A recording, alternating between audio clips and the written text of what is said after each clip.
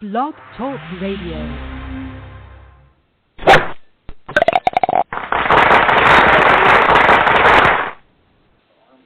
Good evening, everybody, and welcome to Golf Talk Live. I'm your host, Ted Odorico, and we're gearing up here in just a moment for another segment of Coach's Corner. And before I do that, I just want to quickly remind everybody that we are live on blogtalkradio.com right now from 6 p.m. Central Standard Time to 8 p.m. And we're going to be starting here in just a moment or two, the Coach's Corner. But if you want to call in during the live broadcast, you can do so at area code 646-716-4667, or you can email me at ted.golftalklive@gmail.com if you have any questions throughout the program or any comments that you want to make. And don't forget to follow us on Facebook at Golf Talk Live Blog. And you can also get me on Twitter at TedandBuckCEO. And when you have a chance, surf the internet, and you can check out the website at golftalkliveblog.com.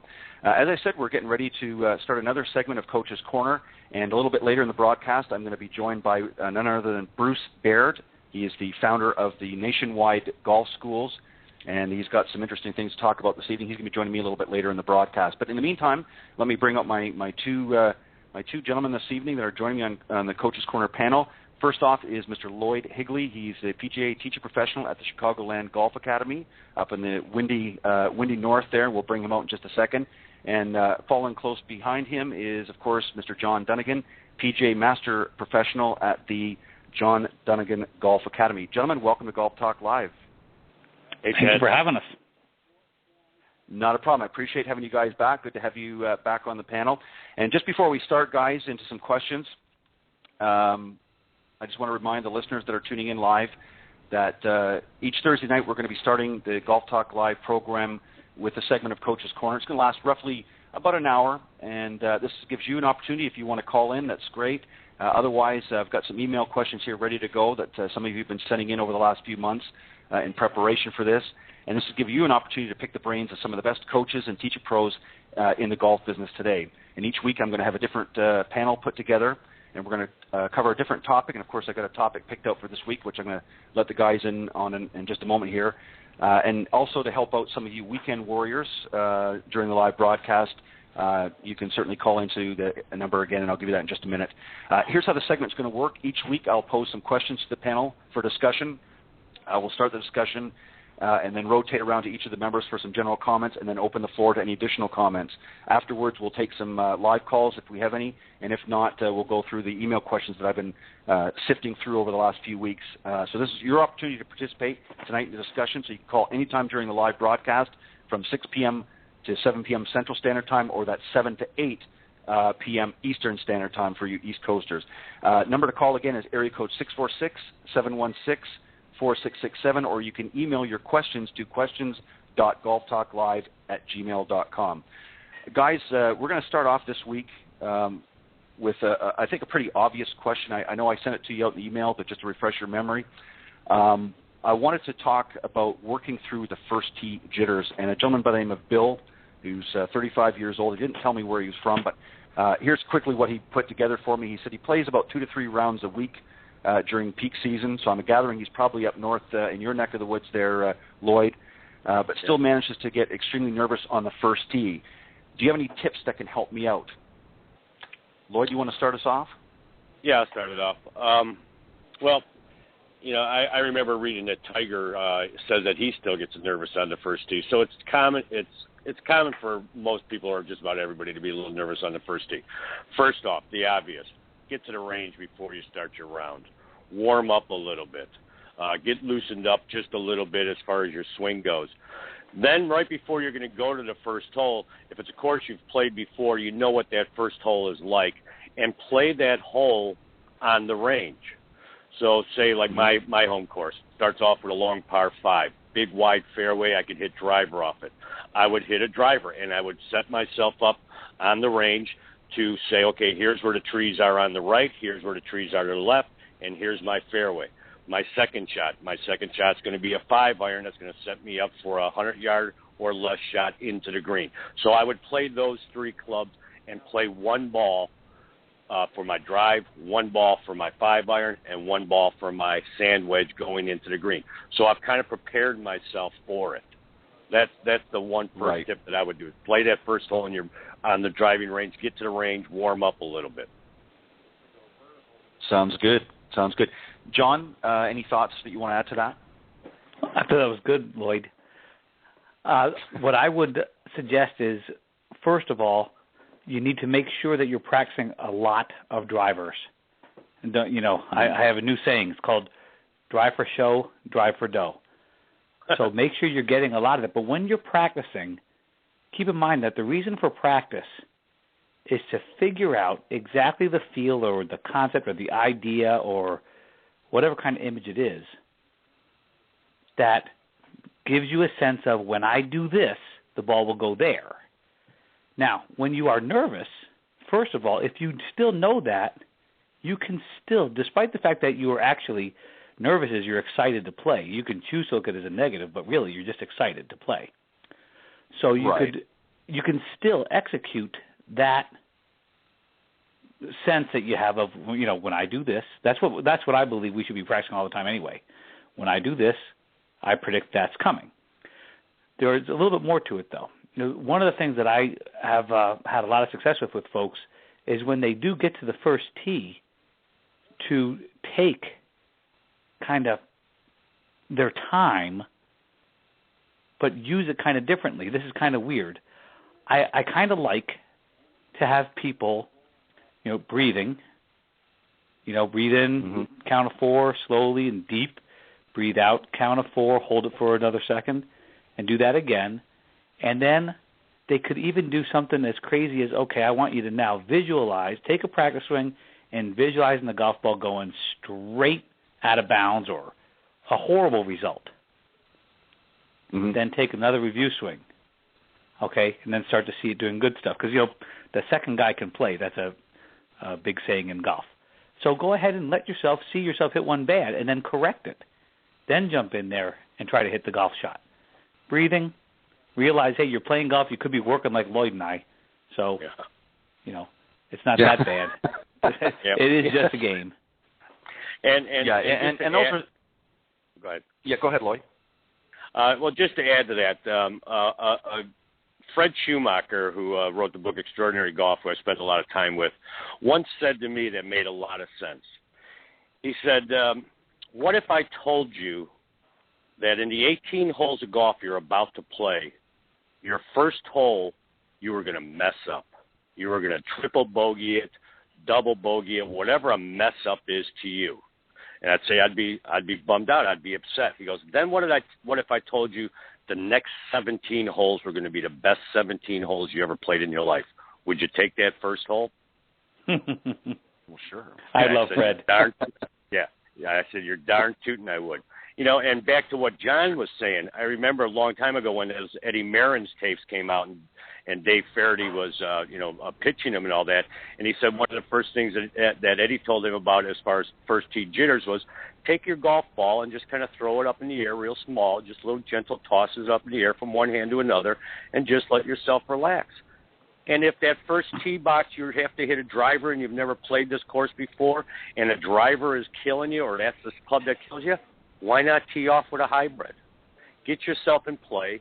Get away from those people that are on the first tee that are all watching you, that you're making you nervous because you don't want to screw up in front of them. Take the club you're most confident with, get it out there in the fairway, get out there with your 3 buddies, and then start playing golf and then whip out that driver. If I could add one more thing to that, one of my favorite sayings is, when in doubt, air it out. When people do get into a situation where they're a little bit nervous, they usually try to steer the golf ball into play, or they try to not make a mistake. And I tell them, well, go ahead, give it hell. Swing hard in case you hit it, that sort of thing, because they just seem to fall apart when they slow down. Yep. Yeah, and those are some great points, guys, and that's so true. I think really, obviously the pros, as you mentioned earlier, even Tiger still, I'm sure to this day, has some first tee jitters, and that's just normal and common, especially when you're standing at some of the courses and everybody's lining up, the carts are lining up at the first tee, and you've got yourself a little audience, and if you're not used to playing in that kind of pressure, of course it's going to mount. But I think that's some great sound advice for Bill, and from both of you, and I think that you really have to you have to sort of put that trouble out of your mind, and a couple of ways to do that is, as Lloyd had suggested, one of the ways that you can do it is to go to that practice tee, make sure that you've got in the range, come a few minutes before you're ready to play, and visualize playing that first hole, especially if it's a course that you've played many times before. Visualize playing that hole shot by shot, and that way prepare mentally. Or the other option is to put away the driver off the first tee and hit a club that you're maybe a little bit more comfortable about, using as opposed to the driver, and wait till you get out to the second hole and beyond. And thirdly, John, you raised some good points as well. Breathing as well is very, very important. I think that, if you take some deep breaths in and deep breaths out, and just, maybe count to 4 going in and 4 going out, and just relax and just focus on the task at hand, and not worry about what's going on behind you. Just sort of look forward down the fairway, and even visualize hitting that terrible shot, and then regroup and focus on hitting good shots after that. And as you indicated, if somebody hits a bad, plays the first hole badly, they've got 17 more to follow up on. So it's plenty of golf left in the game. So don't be worried, Bill, on that first tee. Great suggestions, guys. Okay, we're going to move on to some email questions that we've got. And the first one we've got is from Jordan from Pittsburgh, Pennsylvania. And Jordan reads off here. He says, "Thanks for reading out my question. I play fairly often, but still struggle with my overall game. I shoot in about the mid-90s. My drives are decent, but tend to spray right, and then they go wrong. I have an okay short game, but my putting needs help. I 3-putt more than I would like. Do you have some suggestions or drills that can help me with my putting?" John, we're going to let you start off. Well, first I'd like to say, go Flyers. I just wanted to bring that up. That's an important thing. So now we've just lost another viewer. Darn.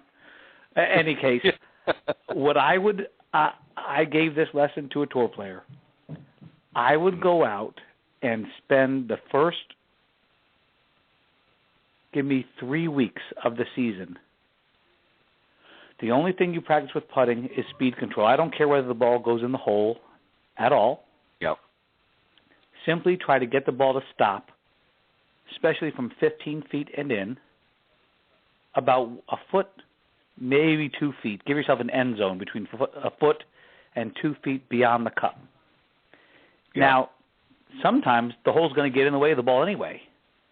But what I find is when people are trying to make putts, it's kind of funny. They put their mind solely on the line, and then their speed goes haywire. Yeah. And maybe you can focus a little bit more on speed on shorter putts, 3 and 4 footers, where, maybe you could take some of the breakup. But I still think if I can get people to just focus on their speed and get that done, more balls will finish around the hole. If more balls finish around the hole, then over time more balls have to have gone in.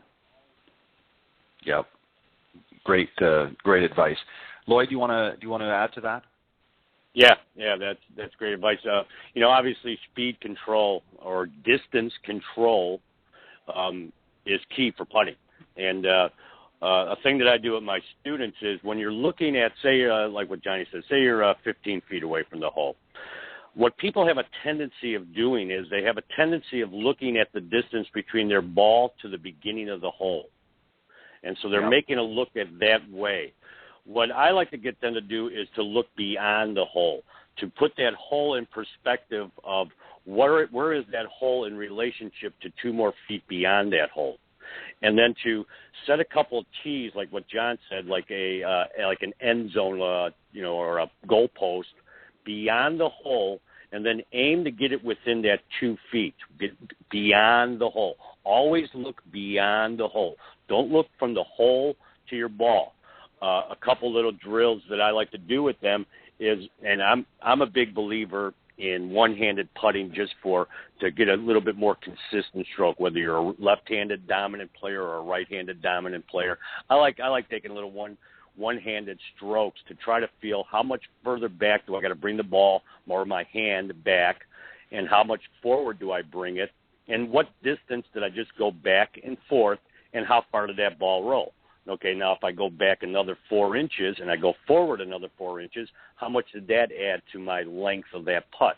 So you start getting a feel for how much do I have to move my shoulders, my arms, my left arm, right arm, to get a feel for the distance. So you put a ball maybe 4 feet from the hole, you put a ball 8 feet from the hole, you put a ball 12 feet from the hole, you put a ball 16 feet from the hole, all on the same line, and just start getting used to how much of a stroke, a long stroke, because it's not, it's the distance that you're making your stroke, which is going to make the ball go further.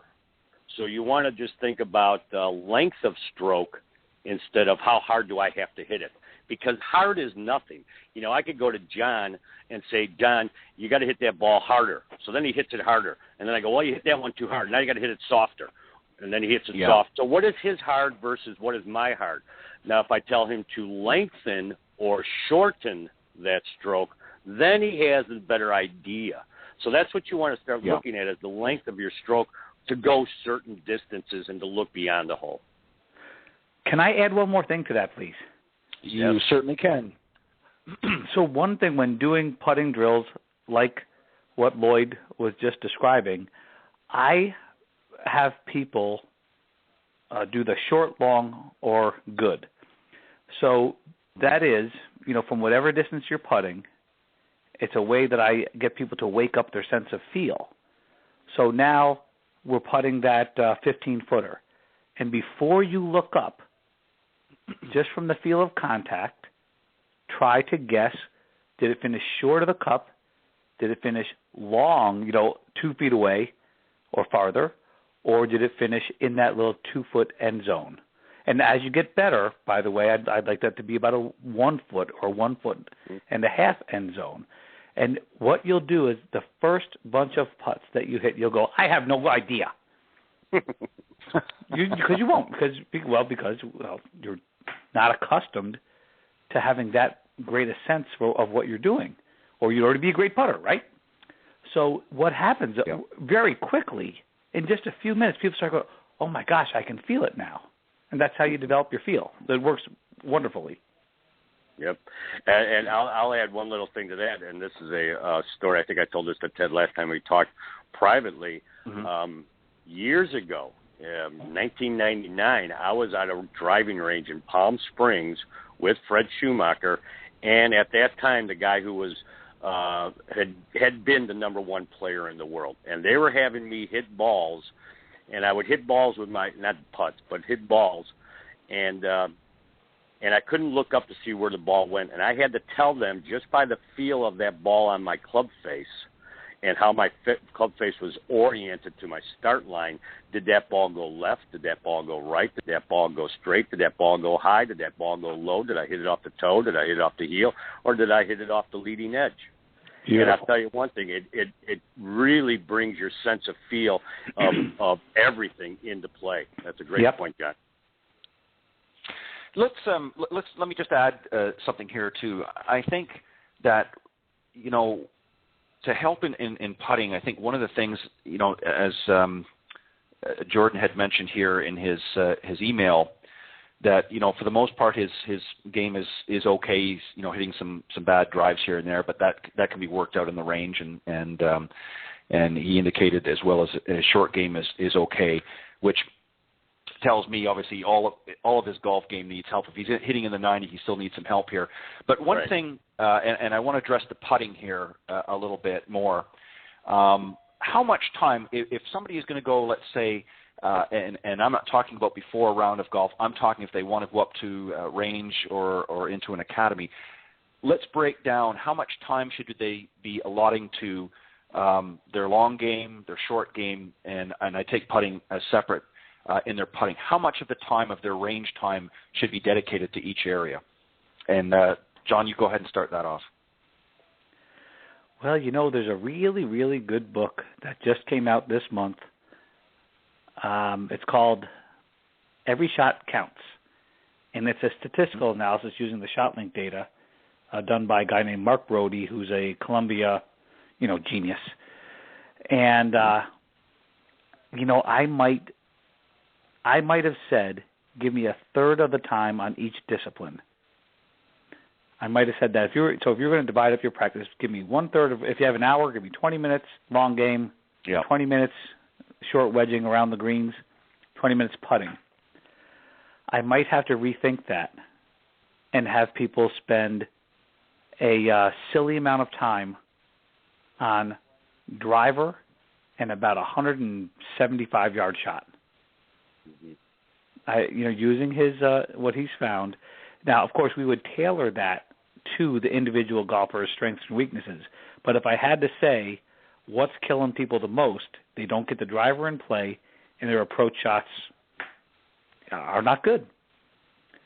So they really have not much chance of scoring well. Now, if indeed our golfer says, you know what, I do get off the tee all the time, and I hit the golf ball 200 yards in the middle of the fairway all the time, I might say, from 200 yards, it's going to be really hard to score because you got too long a shot into the green. But let's say he's out there 250 and steady. Now I go, okay, well, check that one off. That one's passing the test. Let's see how your approach shots go in, and then I would tailor it to each person. But from what I'm reading, and I've only been reading it for a couple of weeks, but the math says, driving and approach shots are really big. Of course, if a guy is three-putting a lot, then I've got to go with, okay, but how close is he hitting the ball to the hole? Because if he's three-putting from 40 feet, that makes him kind of almost a tour player. If he's three-putting from 60 feet, guess what? That's coming. And we've got to get the golf ball closer to the hole. Right. It's a kind of, isn't that an interesting, horrible answer? But yeah. I concur on that. John. But it does make a lot of sense because, and obviously, when they're submitting in a lot of these questions, we're not getting the full story all the time, and you're sort of getting little snippets here. But obviously, if somebody, the one thing that in sort of the old school of thought was, if somebody's putting was not great, get them out there for half an hour and do all these different putting games and things like that are true. But let's not forget the other part of the game as well. John, as you had just mentioned, if he's not getting it close to the pin and he's putting from 60 feet away all the time,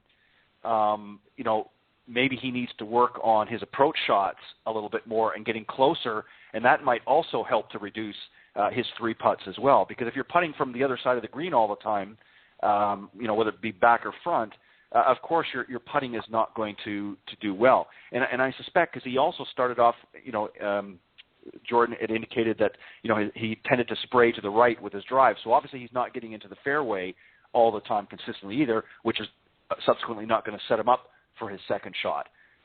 So he's going to have to either play it back out to the fairway, depending on what his lie and so forth. So there's a lot of variables there, but I think you really have to assess, John, as you indicated, you have to sort of assess each player based on their overall performance before you can really sort of put together a plan on where and how they should practice, correct?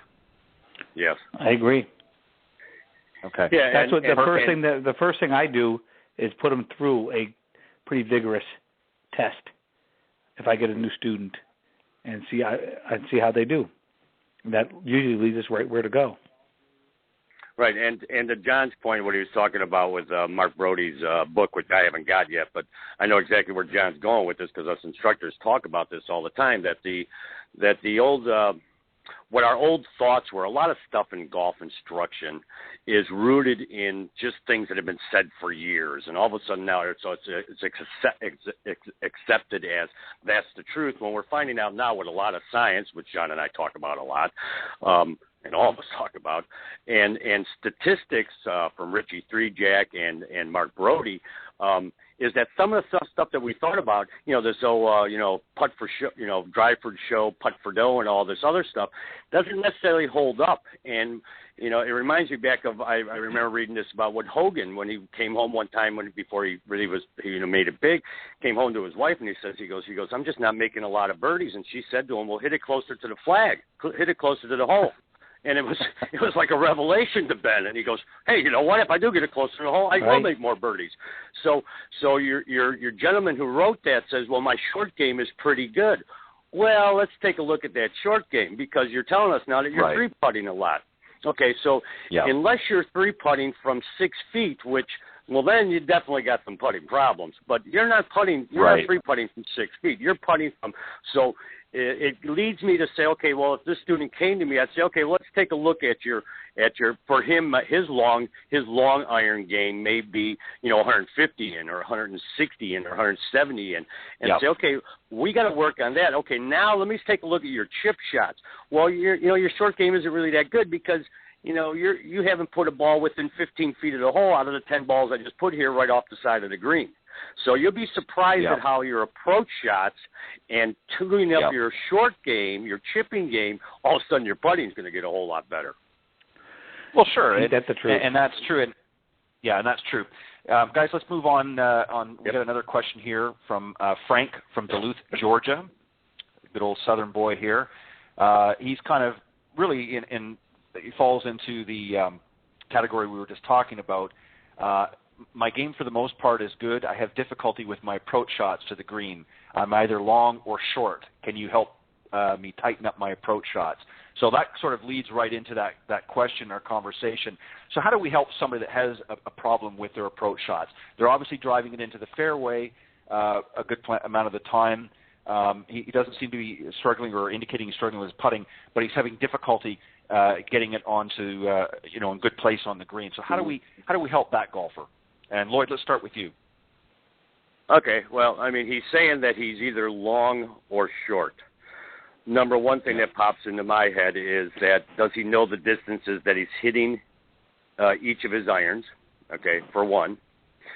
And what type of contact is he making? So, let's just throw in some numbers out there. He's got a 7-iron, he hits at 150 yards. He says, listen, I hit my 7-iron 150 yards. You get them on TrackMan, you get them on Flight Scope, you get them on some type of launch monitor or something like that. You test out his yardages and you find out exactly, okay, well, on these 10 strikes here, you were, that's your 150-yard club. Now, why are you hitting it long or short on certain holes? Well, it could be that he gets nervous when he's out there. He's putting a lot of pressure on himself. I got to get this ball on the green. My buddy just got it on the green there, and then he chunks it and he hits it a little bit fat, and it comes up a little short. And then his next time he's got that shot, he hits this baby flush and he puts it over there. So that would be some of the work that you would look at. Number one, how far are you hitting your irons? Are you sure that's how far you hit your irons? Because John and I both know, and any golf instructor knows, these people think they're hitting their irons, or they think they're hitting their driver certain yardages. And when we put them on that Flight Scope or that TrackMan, they ain't hitting them there. Right. Let me, John, before I move on to you, let me just interject something here. Another thing that I've seen over the years as well, while instructing, is, and this is something that was really, really common. I mean, obviously with the technology and that today, we can be much more proficient. But one of the things that I think that a lot of golfers maybe misunderstand, and Lloyd, I'm going to use your example here to further the point.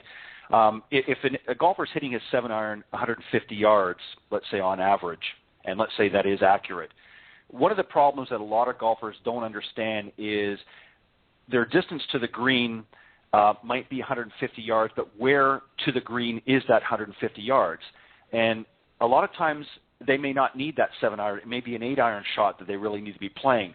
So this could also explain why he's hitting it long and short. If it's 150 to the center of the green and the pin's in the back and he's hitting a 7-iron to the middle of the green, well, then he's got a good shot that ball is going to roll closer to the hole.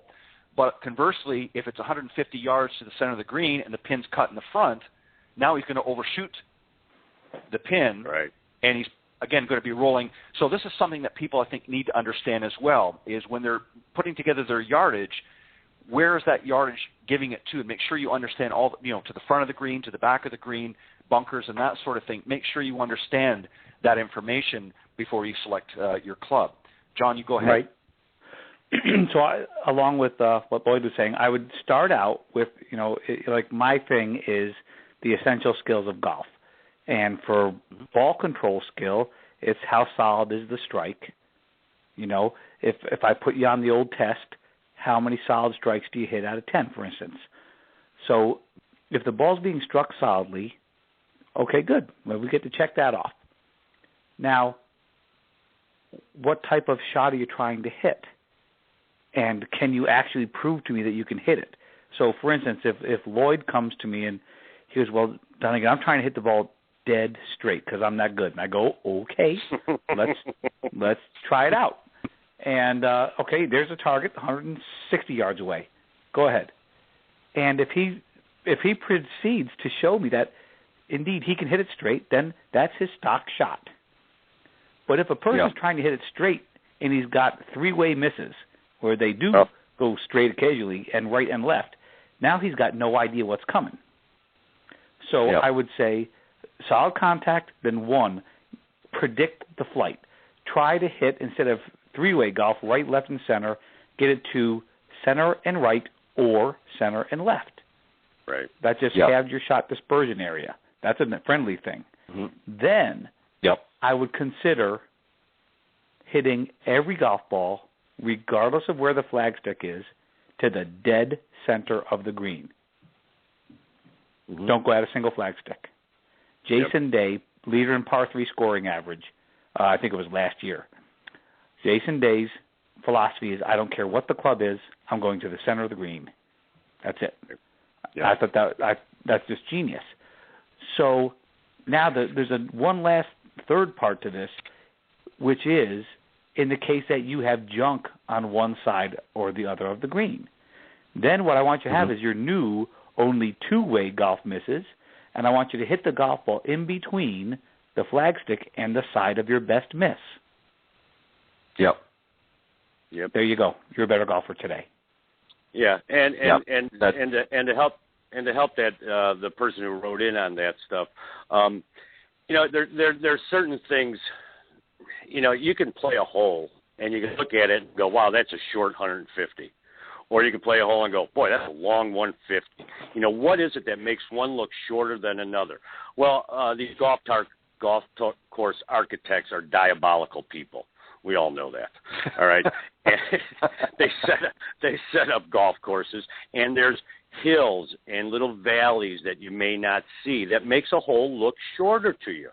Or there's things that are going uphill that makes that hole look a lot longer.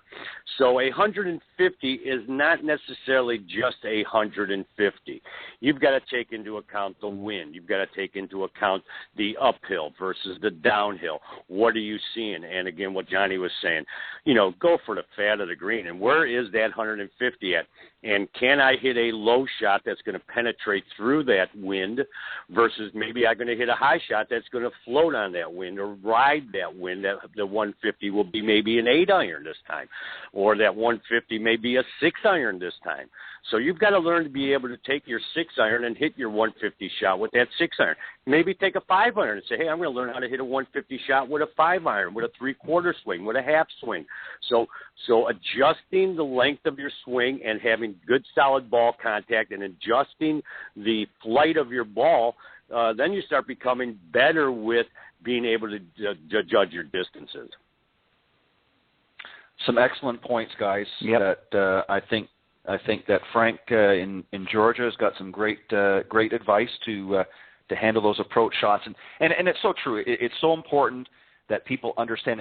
And John, you raised a really great point for those golfers that maybe are not as consistent. If they can tighten that down to 2, either straight and left or straight and right, it's much like the old theory of if you're a chronic slicer, let's say.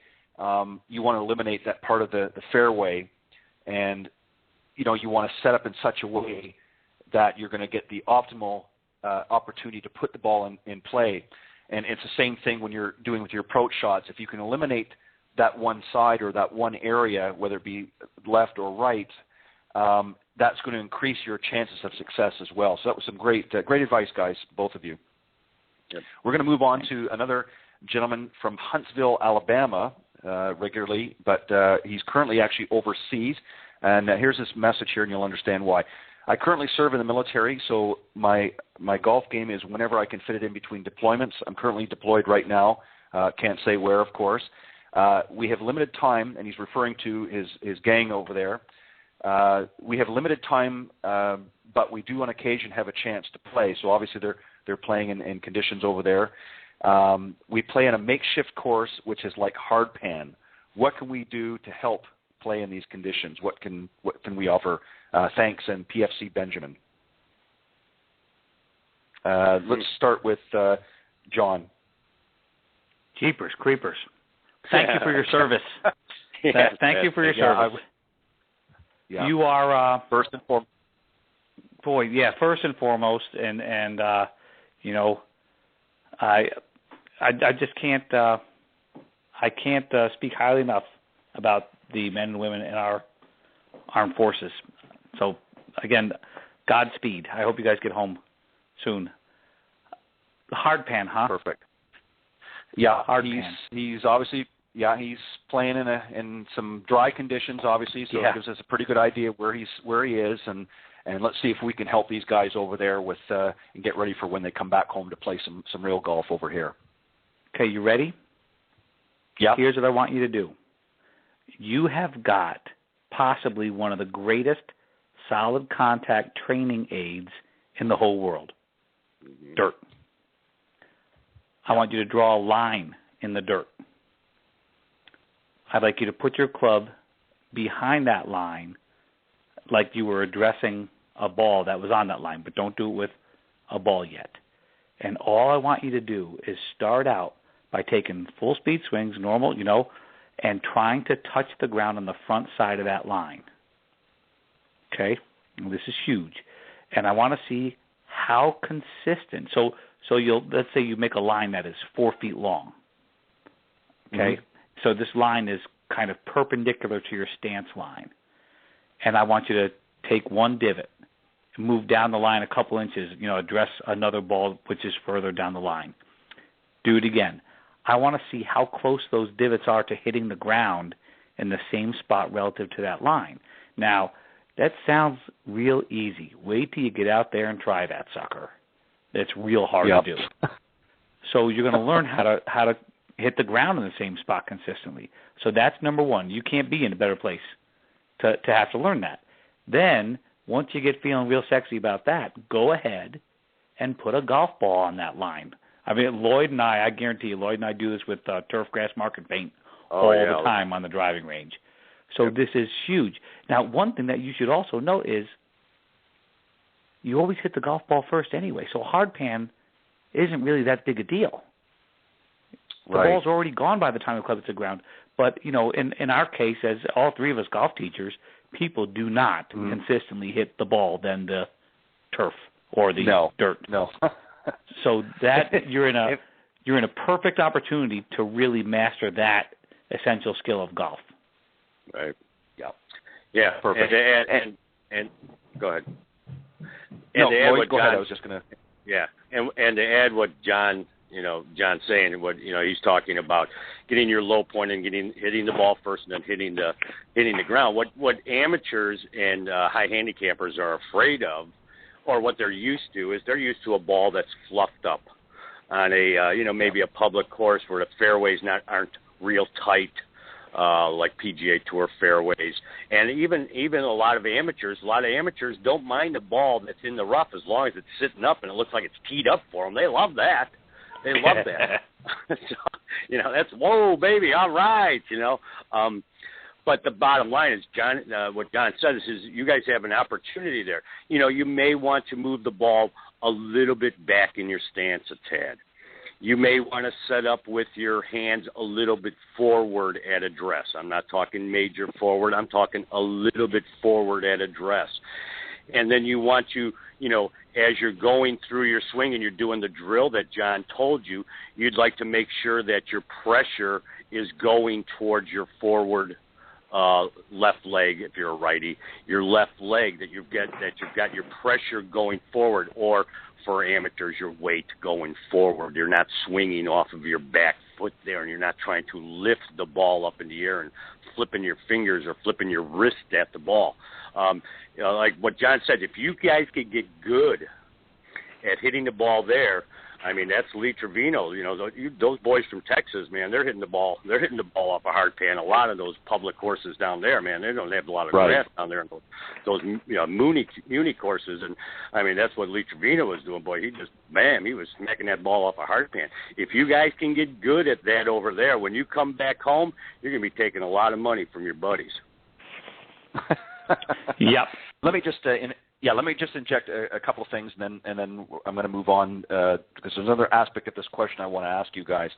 You know, when I was first learning to play this great game many years ago now, that was exactly what my father used to do. He was the one that really sort of got me started, and he would actually go to an area in the range that had several divots taken out.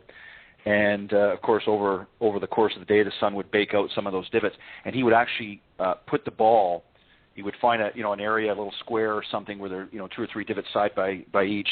And he would actually have me hit balls from within those divots, which was essentially the same thing, just off the dirt.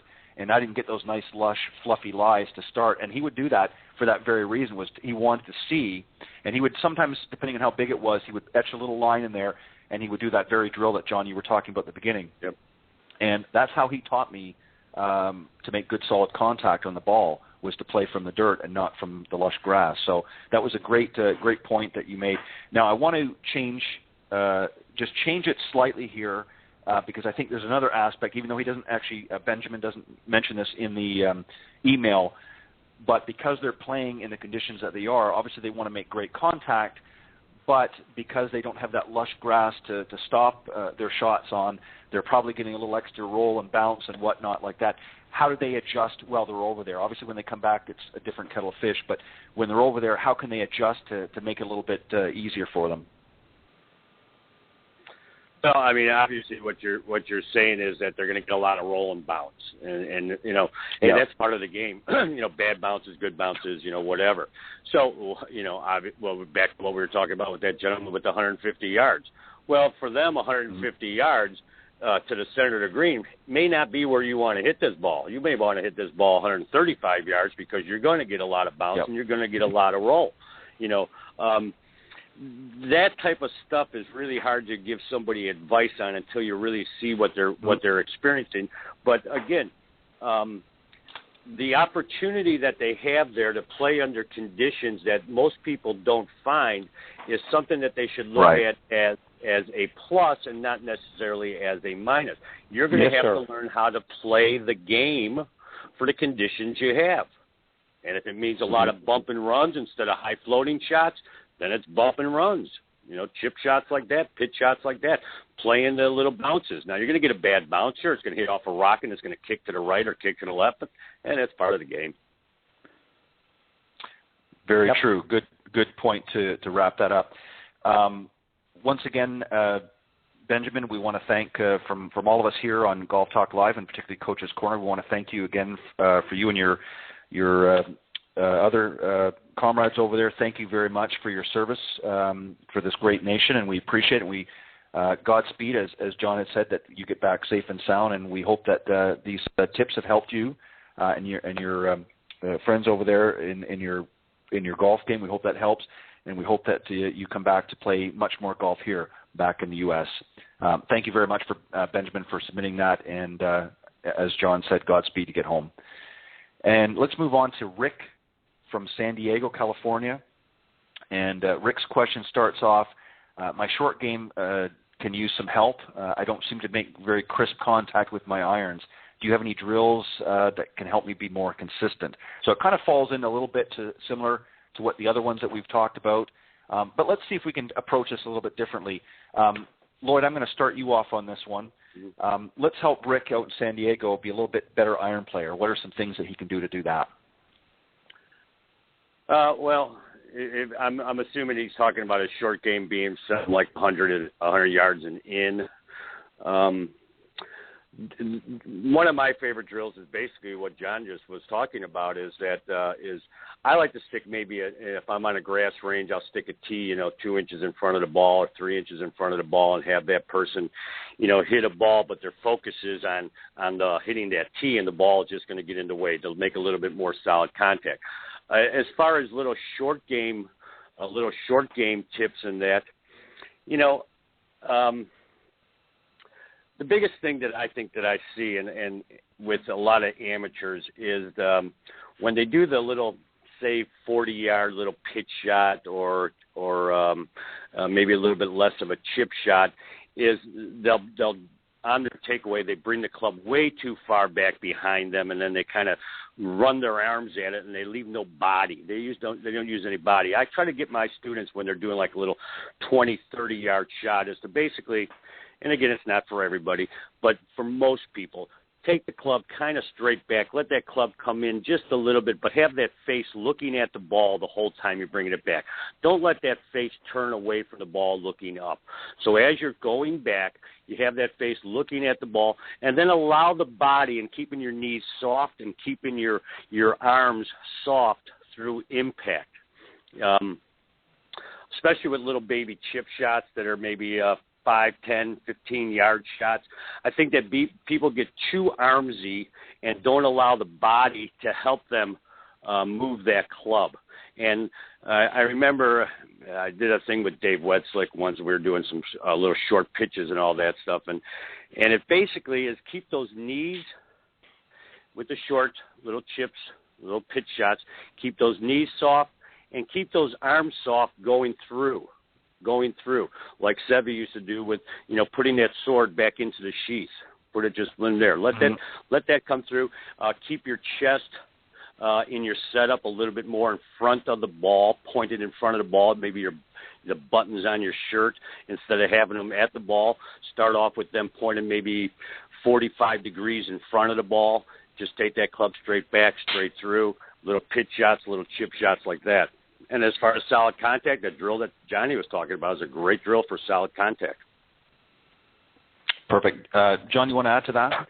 Sure. So let's talk about in close, as Lloyd was talking, and I'm going to give you a little bit more external focus. Like, what are you trying to do with the golf club? Again, we talked about where the club hits the ground, but I think around the green that there are a lot of folks who are perhaps hitting down on the ball entirely too much. Right. And that causes, deeper divots and inconsistency with where the club hits the ground. On these little golf shots, I'd like to have people try to bruise the turf without taking more than about a $50 size divot. And it'd be real good practice to simply just turn around and hit it away from the green don't kill anybody, but turn around and hit it to nowhere for a minute and just see how many times in a row can you hit that golf ball and bruise the turf rather than taking a big gouge. Now, that also means you can't miss the turf either, okay? And learn that feel. Like, you got to have soft arms. You can't get rigid, but you shouldn't be getting flippy either. You want to have a somewhat relaxed approach to the shot, which will only be encouraged when you can control the depth of the divot. So just practicing back and forth, just trying to bounce the club, then hitting the golf shots, bounce every time without taking a divot. Yes, you are going to struggle. Sorry. It's going to happen. Yeah. But, you learn how to walk by falling down. So why should this be any different? Exactly. Well, and something else, too, guys, you talked about, particularly in close around the green, you're chipping and things like that. A common mistake, and we talked about this last week on Coach's Corner, it was brought up in one of the questions. Excuse me. A lot of amateurs, particularly, especially the high handicappers, make a mistake when they're chipping of being too far away from the ball. And a lot of times they don't, they need to play that ball a little bit closer. And shorten up on that grip just a little bit, because I think a lot of times, as you said earlier, when they're coming down into that ball, whether it's a short chip or even a short pitch shot, they're coming in sometimes too steep and taking that big divot. So you want to, as you said, John, you want to bruise the grass. You want to just take a very small, $50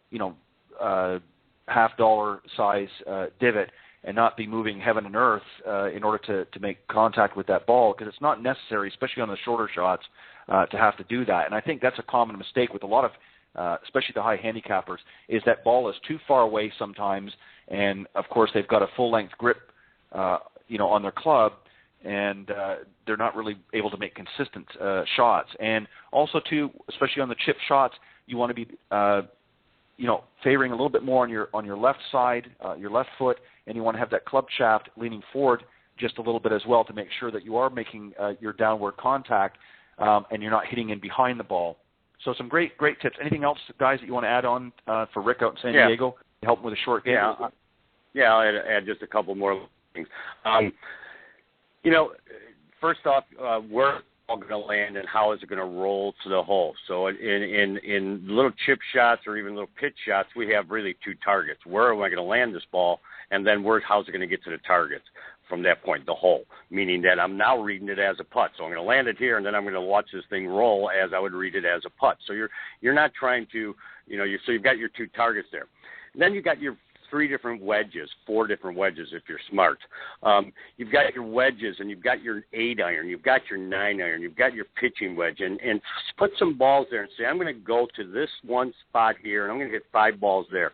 And then I've got a spot over there that I've put a circle or a target that's maybe 6 more yards, and then I've got another spot that's over there that's maybe 3 more yards, and I'm going to take these clubs and I'm going to see what happens when I use my sand wedge, and I do like a 730 swing where my left arm goes to about 730 on a clock and swing through, and then I'm going to see what happens when I use my 9-iron to do that, and then what happens when I use my 7-iron to do that. And then you've all of a sudden got 3 different shots, 3 different lengths, 3 different rolls, 3 different trajectories of the ball, and you've got one basic swing with 3 different clubs, and you've got yourself 3 different shots there. So controlling your trajectory and then take a look and see what happens if I put the ball more forward in my stance. What happens if I have it in the middle? What happens if I have it in the back? What happens if I bring that handle and I lean that handle forward as I go through? What happens if I pull that handle up a little bit towards the middle of me, and then see what that does to my loft? What happens when I do that in the back of my stance? What happens when I do that in the front? All these little things, just getting awareness of how you can control your body and how you control that loft of that club is going to make a gigantic improvement in your short game. Excellent point. John, is there anything else you want to add to that? I would add just one thing. If you're really feeling anxious at first, you are probably better off with the golf ball center or a little farther back in the stance, just to give yourself a better chance of hitting a golf ball first contact. As you get feeling more confident, then go ahead. You can, my ball location can go all the way up to my front big toe. I've been known to hit it even farther forward than that. So, it's as your skill improves, you can try more interesting stuff. Mm-hmm.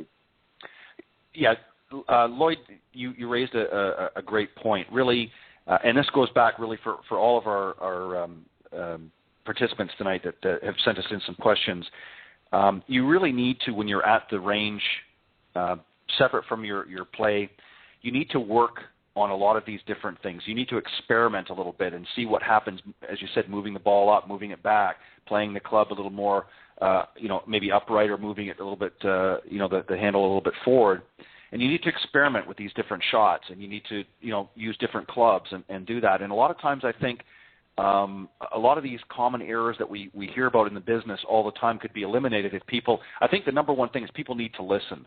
When they're with their instructors and with their coaches, they need to really listen to what it is that we're trying to explain to you by doing these different little drills. It's not just a matter of, I think a lot of times, and I think Tom Patry, who was on the show a few weeks ago, had mentioned this, is it's great that we all want somebody to come and take lessons and things like that, but the important thing is it doesn't end at the end of the lesson. The lesson continues until the next lesson. And by that I mean you need to go out to the range or to the practice facility, and you need to practice what you've been taught in this particular session here. And you need to work on those drills and those fundamentals that you've been taught, and focus on that. Because if you're not going to do that, then all of the things that you're being told and you're hearing tonight are not going to benefit you to their fullest if you're not putting them into practice. So it's not just a matter of going for a lesson and thinking, okay, I'm cured. No, you have to work at it in between each of your sessions. And the pros do it. That's why they're playing on the PGA and the LPGA and the Champions Tour, because they work on these different things between the sessions that they have with their coaches. So anything that you want to add, either one of you, onto that, onto Rick and the short game? I call that taking the lesson with you. Yeah, and I mean, it's being engaged in your practice. Allow your mind to be engaged in the practice. Enjoy what you're doing. You know, don't be so ball-oriented, all that stuff. You know, control that club, control that face of the club, and just enjoy where you're at. You know, there's that old saying sometimes, it's these guys that go out there and they shoot 110 and they're all mad and they're throwing the club down and all that. And, you know, you sit there and you look at the dude and you say, hey, guy, you're not good enough to be mad. And I tell my students this all the time. I said, you're at the point of where you are. You accept where you are. Go forward. Be happy. Engage yourself into the practice that you're doing. And all learning comes from frustration. If it was easy, and if you're only going to practice the things that are easy for you, you're not going to get better. Practice the things that are hard for you, like Hogan, and keep working it. Be engaged in it. Be aware of what you're doing and enjoy it. You know, I would add too with the short game stuff. I would add, please finish the hole out. Yes. Don't just chip. Don't just practice chipping. Play with my students, especially the kids groups. We constantly are playing a game called 21, where I'll set up 9 holes. They'll help me set up where they want the tees, so to speak, around the. We have a really at White Manor. We have a outrageous short game area. It's amazing, and we'll set up 9 holes, and they have to play for score. So one of the things, you know, especially in the kids groups, they are constantly playing for score. They're not just chipping and chipping and chipping, but they're chipping with a little something on the line all the time. So that will lead to a better transfer practice. It'll come with you to the golf course better if you put something on it like that in practice. Yeah.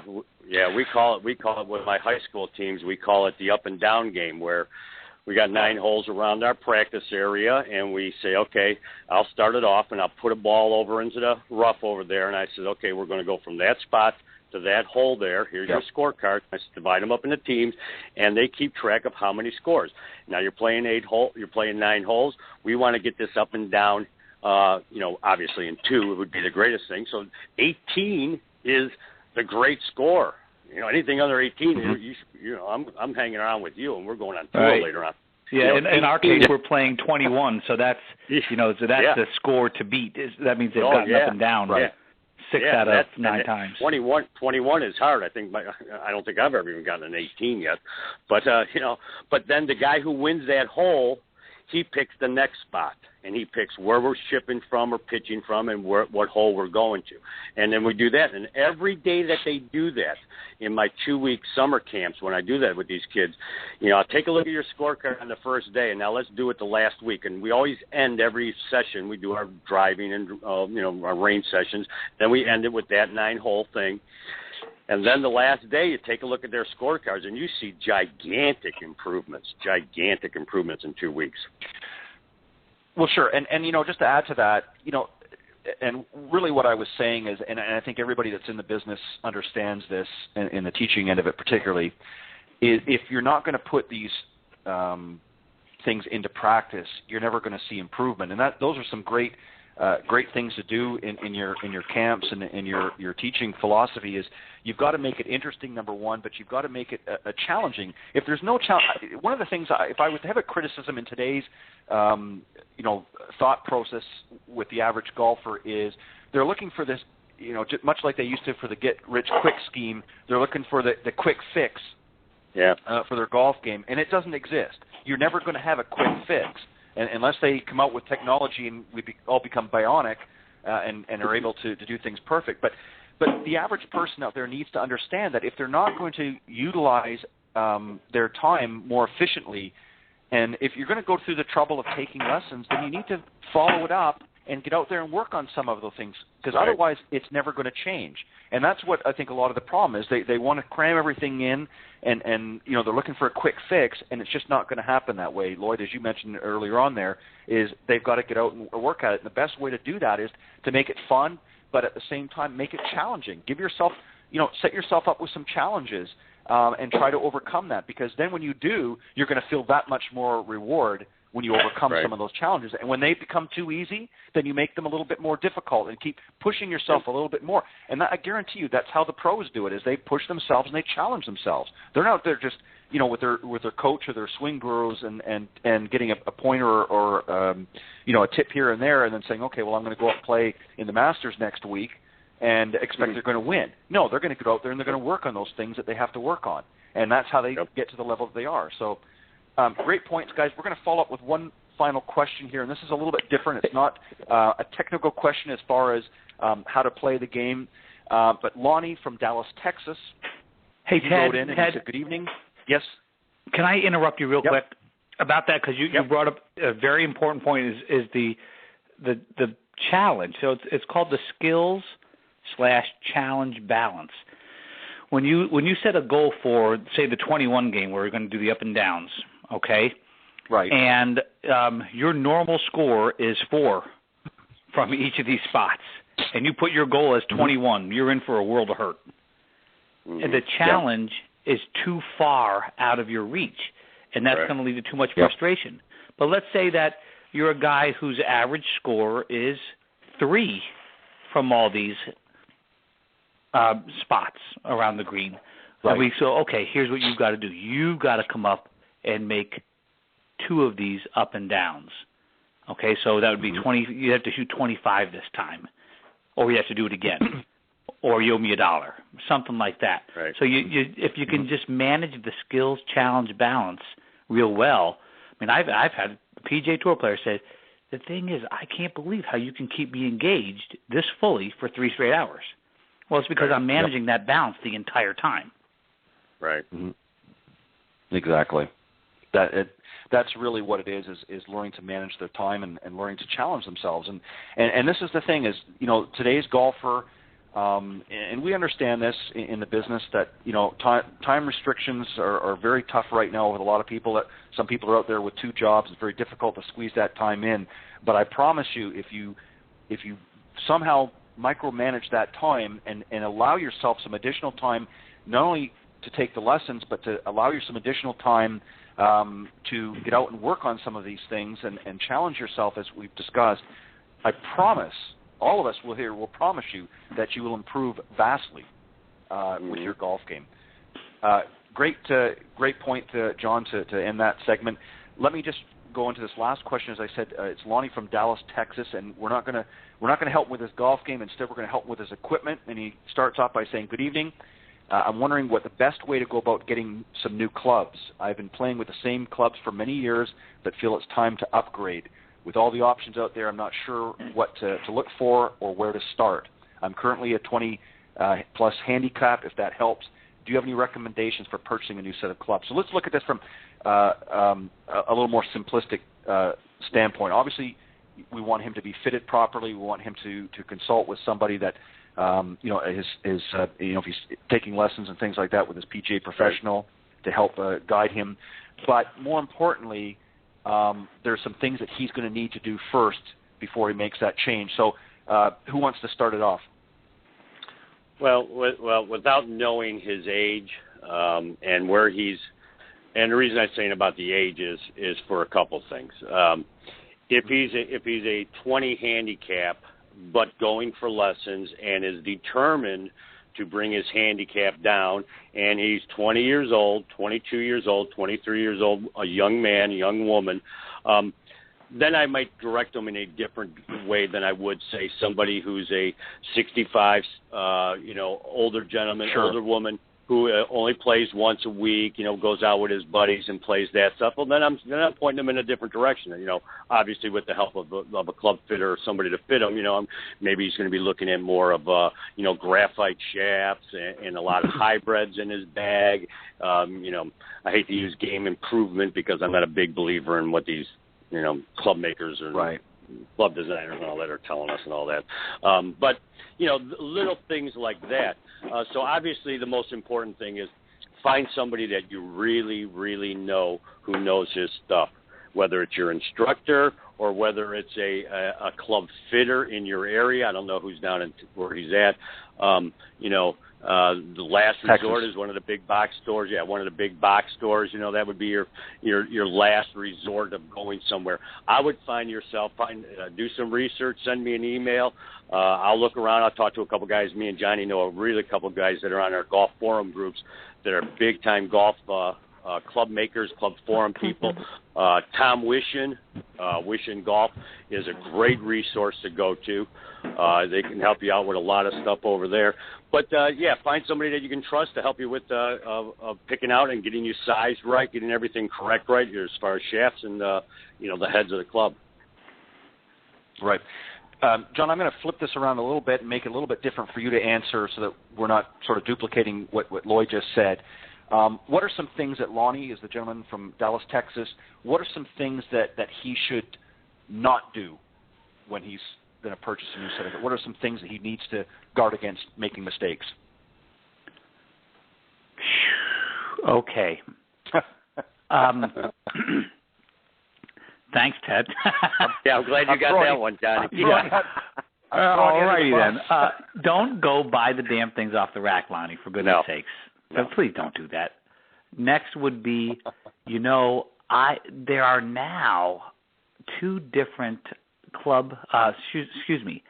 shaft manufacturers, Nippon and I think KBS, that are making quite lightweight steel shafts.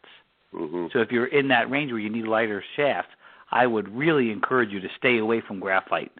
Yep. Unless you're going to get custom fit for graphite, because generally speaking, what you get with graphite is very inconsistent relative to steel. My driver shaft and my 3-wood and my hybrid shaft are $300 a piece, and in my opinion, to make it a lighter version of steel, that's what it costs to make a shaft like that.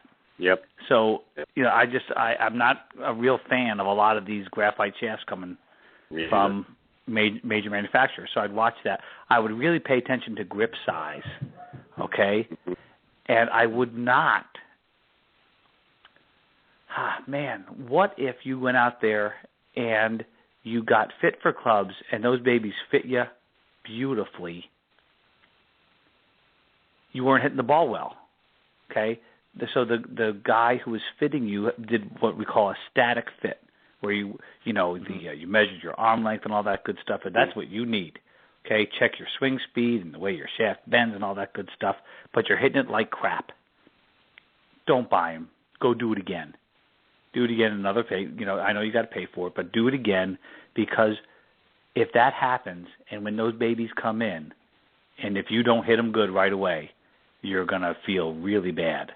So if the fitting doesn't go well, do it again at another date when you're hitting it better. Better than that, maybe be hitting it well before you get fit. That wouldn't stink either.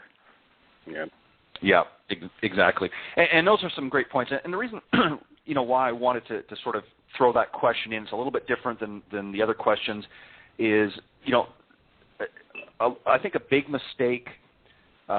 Two mistakes that I see happening all the time is, number one, John, you pointed out, don't buy it off the rack. You really do need to be, if you want it, now if you're somebody that's playing once in a blue moon, fine. You don't want to spend a lot of money, that's not a problem. But if you're somebody that's playing fairly regularly and it, by the sounds of his email, he's had these same clubs for many years. So I'm going to guess, he doesn't give his age here, but I'm going to guess he's probably 30s to 40s in that range. Again, Lloyd, you brought up a valid point. If he's a senior, a golfer, he may want to look at a different thing. Or if he's a junior golfer, again, you want to point him in a different direction. But we're going to go into the assumption that he's in his 30s, 40s, so he's played for a little while here. He's played with these same clubs. Number one, he needs to be fitted properly. And John, you raised a valid point. You want to make sure that, you're hitting the ball fairly well. I mean, obviously he's a 20 handicapper, but, he still hits a pretty decent ball. And then he wants to go and get fitted at that point. If he's not hitting the ball well, as you said, and he goes out and gets fitted and still not hitting the ball very well, he's not going to feel very good about his purchase or the decision he's just made. And more than likely, you're going to be finding him in the bottom of a pond somewhere at his local golf course. So, or worse, maybe he'll find himself at the bottom of a pond. Yeah. Or even worse, or he's going to go and beat that club pro over the head with his 5-iron, and we don't want that. But it's a big decision, for somebody that wants to play, a fair amount of golf to make a purse. It's not something that should be taken lightly, and there are a lot of factors involved, and I think that.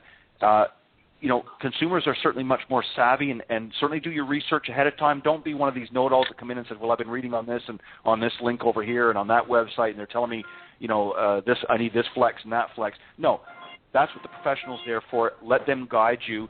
Certainly you want to provide some information, but you're there really to receive what it is that individual their knowledge and their experience is going to help guide you in the right direction, because you want to make sure that you are fitted properly, because you're going to get the best overall result if you're fitted properly. Yep. Any final thoughts on that question, guys? And then I'm going to wrap this Coach's Corner up tonight and let you guys have a moment or two each to do a plug. So any final thoughts for Lonnie out in Texas? No, I think we covered it. That's pretty good. Yeah, don't be afraid to I have not sold a regular set of golf clubs in years. You don't be talked into having to buy a 3-iron or even a 4-iron. At this point, as I'm getting older, my 4-iron has been replaced by a 4 hybrid or rescue club. Mm-hmm. You can custom order a set of golf clubs to be whatever you want, and I think that's people need to know that that's available. I'm not sure everybody knows that it is. You know what? One other thing. In 4 years, I have ordered sold one driver at full length. All the rest have been cut up to 2 or 3 inches. Yeah. Because people can't hit the sweet spot, and they're making the drivers longer and longer, so they get to claim that. Yep. Well, if you could possibly still hit the sweet spot, this one's going to go farther. But then, of course, if you get farther away from the golf ball, your chance of hitting the sweet spot are worse. Right. So that's the other thing is 46 inches is entirely too long for a driver. Yeah, 45 inches for 20 handicapper is too long. Right. Yeah, and you're right. I mean, obviously, everybody's still in this distance mode. Wanting, this is the direction that manufacturers. I think we all know this. The direction that manufacturers have been pushing for years is get more distance. So of course they're lengthening the shafts, and everybody's spraying further right and left than they have in many years. And the reason is they're playing with clubs that are not properly fit, and especially in the driver. Right. So some great points, guys. I want to thank you for coming on Coach's Corner tonight. I'm going to give you just a moment or two each before we close off this segment, and I've got the other gentleman that's going to be coming on here in just a few moments before he joins me. Lloyd, I'm going to let you start off this evening. Just to some final thoughts. Let people know how they can get a hold of you, and go ahead.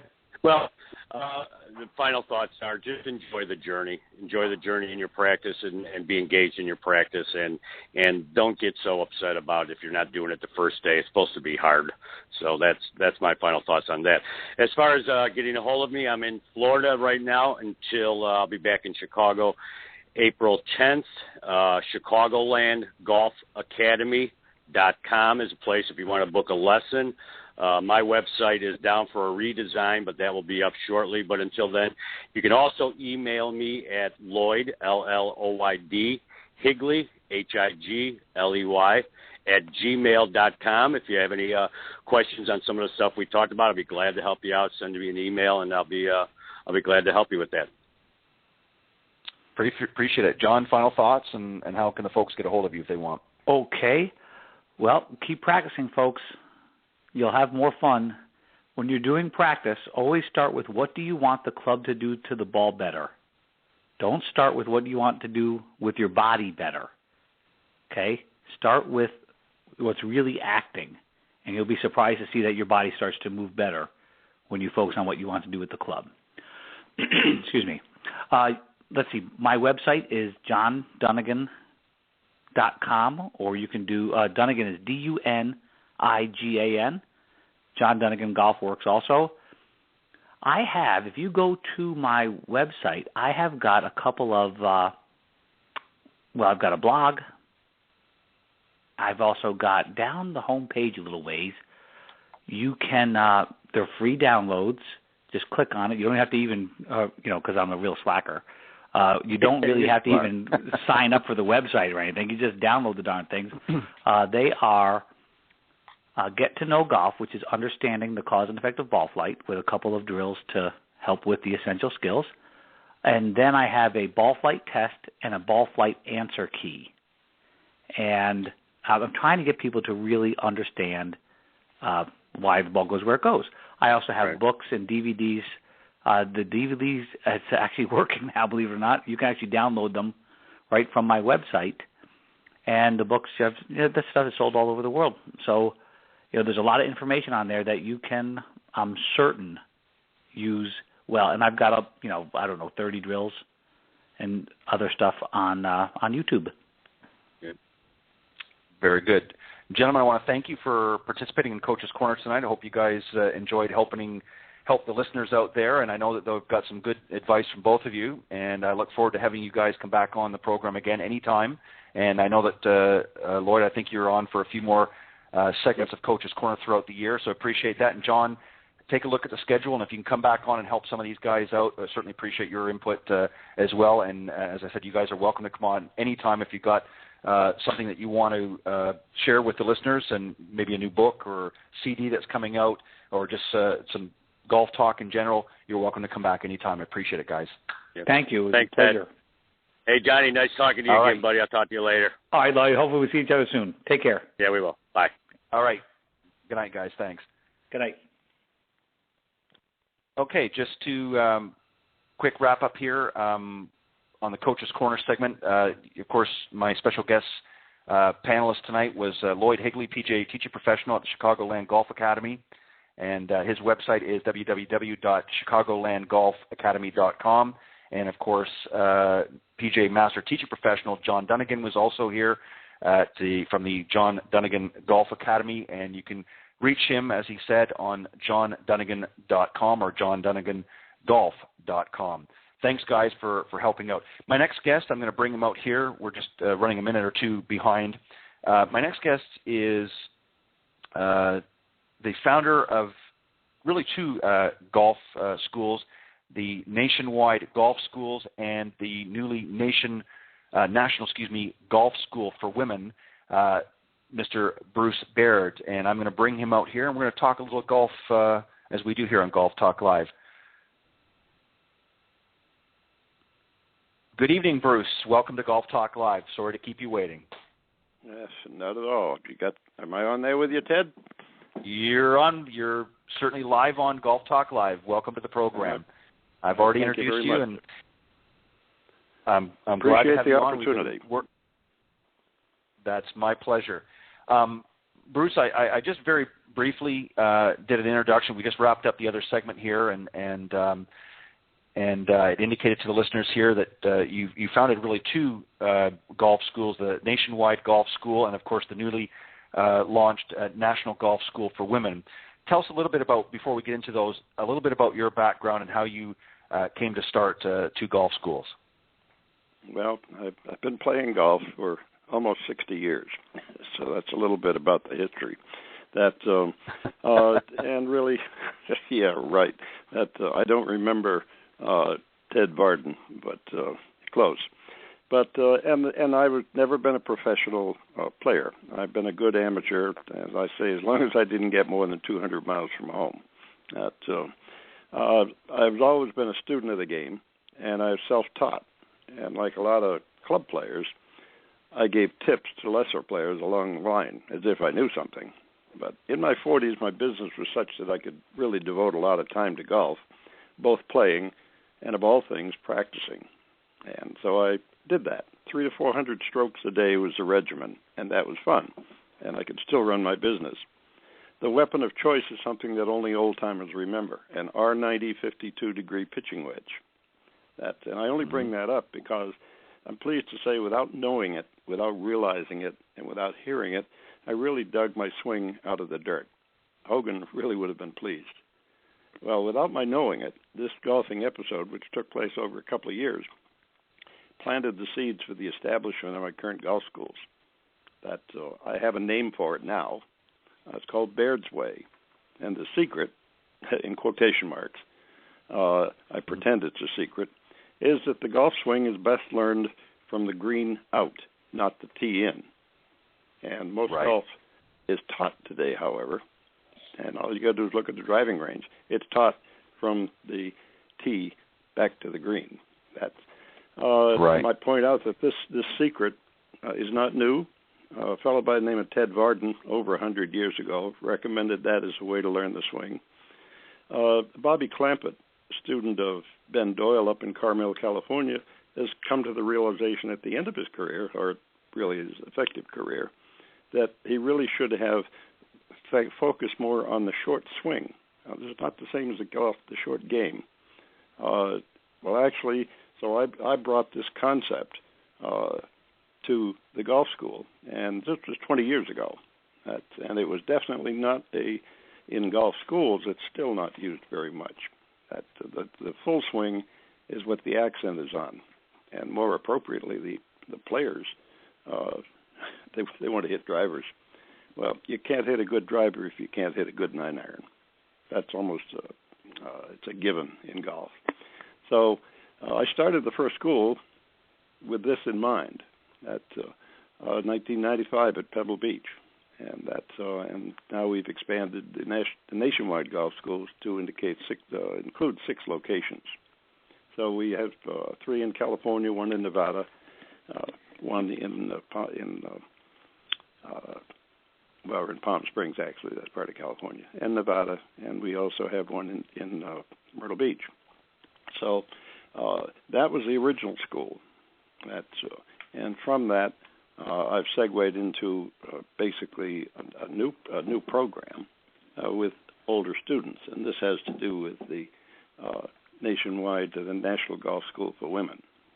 So, and after a bit, I can talk a little bit about why we came to that. But at any rate, that's kind of what we've done. We've been doing it for 20 years. We're still a survivor, and I think what we do is very, very good. I've had some recognition for it. I certainly don't represent that.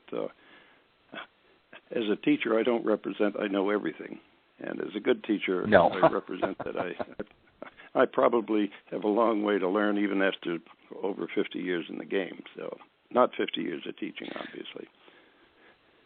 Right. So that's kind of where we started. Right. What would you think, if just to sort of summarize, what would you classify or categorize your teaching philosophy? I used to be a school teacher. Okay, that was a long time ago. That was my first career.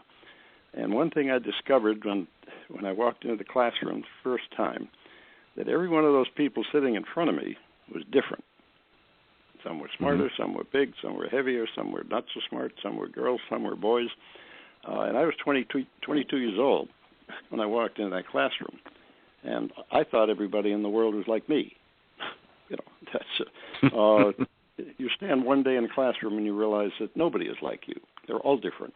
Right. So it took me about a month, I would say, to discover that I had to be able to discern and determine what each student was capable of.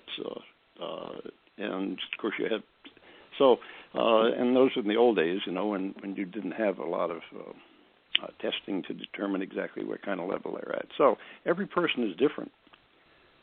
When I went into teaching golf, I started with the same attitude. If you're built like a linebacker, or if you're built like a ballerina, or if you're built like any one of your golfers, you're built like Arnold Palmer, you swing differently than Freddie Couples. If that's so, then you have to treat each person different. You have to find out what they are. Now, that's not easy sometimes. We actually use a questionnaire before they come to the school to see what they think they are. Because a lot of people think they're one thing, and they're actually quite something different. Yep. So the first part of the teaching philosophy would be very simple. I need to know what they are and what differences there are in their makeup, both physical and mental.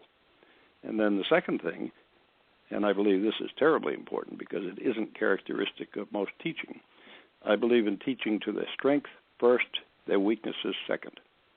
And there's more than just a little subtlety there, because you can discourage people. All you have to do is tell them that golf is more difficult than brain surgery. It's not, or it doesn't have to be. And just as that classroom that I used to teach in, that the level of confidence that you give a student, whether he's got a golf club or whether he's got a slide rule. There aren't any more slide rules. I'm sorry about that.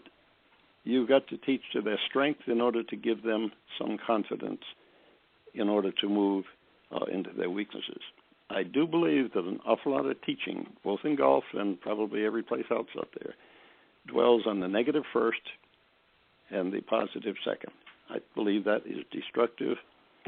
So that even if I have a beginner, an absolute novice, I can still find, if I'm going to be looking for it, some kind of strength that they have that I can build on, and that's where we start. So those two things are probably the biggest things that would be my teaching philosophy. And then the trick is to learn quickly what kind of person they are and what their strengths are. If you're talking to a lawyer and a ballerina in the same class, or a ballet master, I've actually had that. I've had a lawyer and a ballet master in the same class that I'm teaching. And let me tell you, those are two different learning types. That's sure. The lawyer wants to talk about it, and the ballet master says, show me. And you've got to be able to do that in order to be effective. Yeah, and that's true because, as an example, it really comes to different learning styles. Like, for instance, myself, I'm more of a visual person. I need to see certain things, and that doesn't mean you can't, over time, obviously, you develop the other, but through years of experience. But I'm more of a visual. I've always, been able to receive whatever messages that are coming my way through visual stimulation. Let me read something that I actually pulled off your website that I think really sort of sums up what you're saying here, and it's really part of your California Golf School mission. And I'll just read it here quickly, and then we'll continue on. At Bruce Baird's California Golf Schools, we dedicate ourselves to the idea that every golfer must develop his or her own golf game. Just as a writer or musician must have a personal style, in our experience, we have found ample evidence that any golfer's game can be seriously disrupted by attempting to copy someone else's style, grip, stance, or swing. So that really sort of encapsulates what you were trying to say is everybody's different, whether it's a lawyer or a ballerina. Everybody's different, their learning is different, and their physical being is different, so they have to be approached differently. And I think sometimes in the past, the industry has tried to standardize its teaching, sort of a one-size-fits-all. And I think as time goes on, much like you indicated a moment ago, the old school of thought was to teach from the tee to the green, and really a lot of people are starting to understand now that it really should be from the green back to the tee that we should be teaching. Right, and one of the reasons, and there's more than just a logic to it. And by the way, I did write that quotation you had there probably 20 years ago. So when I started the school, so I haven't changed it because I still believe it works in the first place. That you're very familiar, I'm sure, with the theory that you're supposed to have the same swing with the driver in your hand as with the 9-iron in your hand. Supposed to be the same swing. The driver might be moving, average golfer, maybe he's moving 85 miles an hour. The 9-iron in the hand for the average driver is probably moving 60 miles an hour. I would suggest that if you are trying to learn something, like how to get the club down to the ball, that it is easier for you to do that if the club head is moving at 60 miles an hour than it is if it's moving at 85.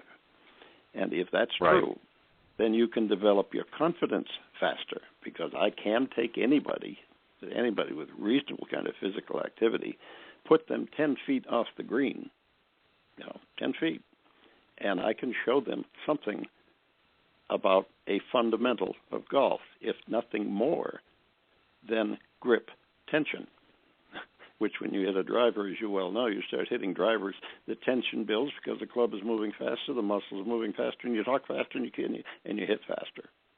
So the idea that you would learn the golf swing, that's kind of why I call it Baird's way. It's not Dave Pelz's short game. It's the short swing, which leads eventually, if you will, to the full swing. And I think you can learn, I know you can learn the full swing faster by starting from the green than you can if you start even with a 7-iron in your hand. That builds confidence. You actually get the ball up in the air a little bit. My heavens. Yeah. Let me just read a little bit more from your site here that I copied down, and you talked about Baird's way. Let me just read this out to the listeners, because I think this is important. And again, it sort of rolls into what we're talking about right here. Bruce Baird is regarded as one of America's finest golf teaching professionals. As a golf instructor, he is known for successfully adapting his golf teaching approach to each individual's abilities and needs.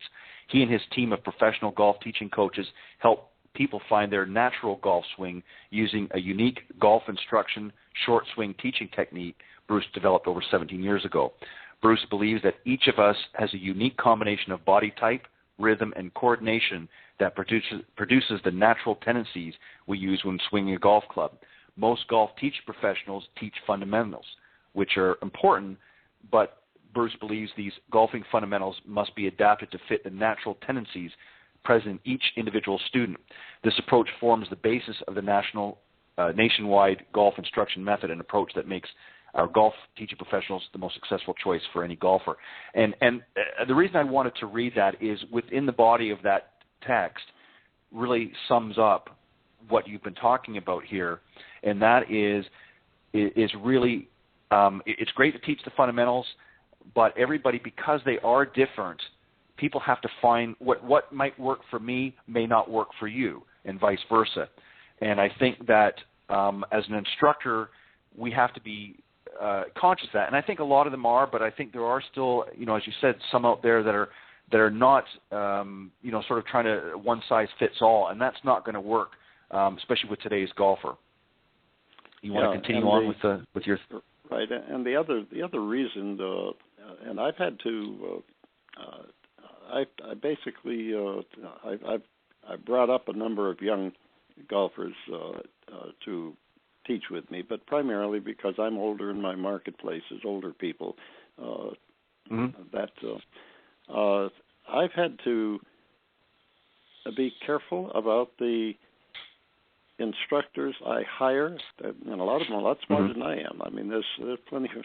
I don't pretend to be. I'm good at what I do. I don't pretend to be on the same level with people. I would not want to try to teach a professional. I could show him something, but I wouldn't want to teach him, because that's a whole different world. But I've had to make my instructors see this is more effective, especially if you're on the lower level, if you're in the novice or the average golfer. Average golfer, he shoots 90. He doesn't have a golf swing. That's why he shoots 90. Okay. Yep. And the whole drill is, if you want to improve, if that's part of your goal, if you want to keep it in the fairway, you've got to have a better, consistent swing. And so, but the public, because of hype, because of Callaway, because of distance, because of everything else, they don't want, as a general rule, they want to hit the driver. All you got to do is go to the driving range and see how many people are practicing with a 9-iron as opposed to those who are practicing with a driver. It's all wrong from that point of view. When I was hitting 300 and 400 balls a day, it was with a pitching wedge only. I don't think I ever hit 100 balls in a week with a driver because I couldn't learn anything there. I couldn't learn anything there until I got a better swing. And I went from a probably a pretty good 5 handicap, a 4 handicap, to a scratch after probably about 8 months. And I had a swing that I didn't even recognize from my old one because I had better tempo, better timing.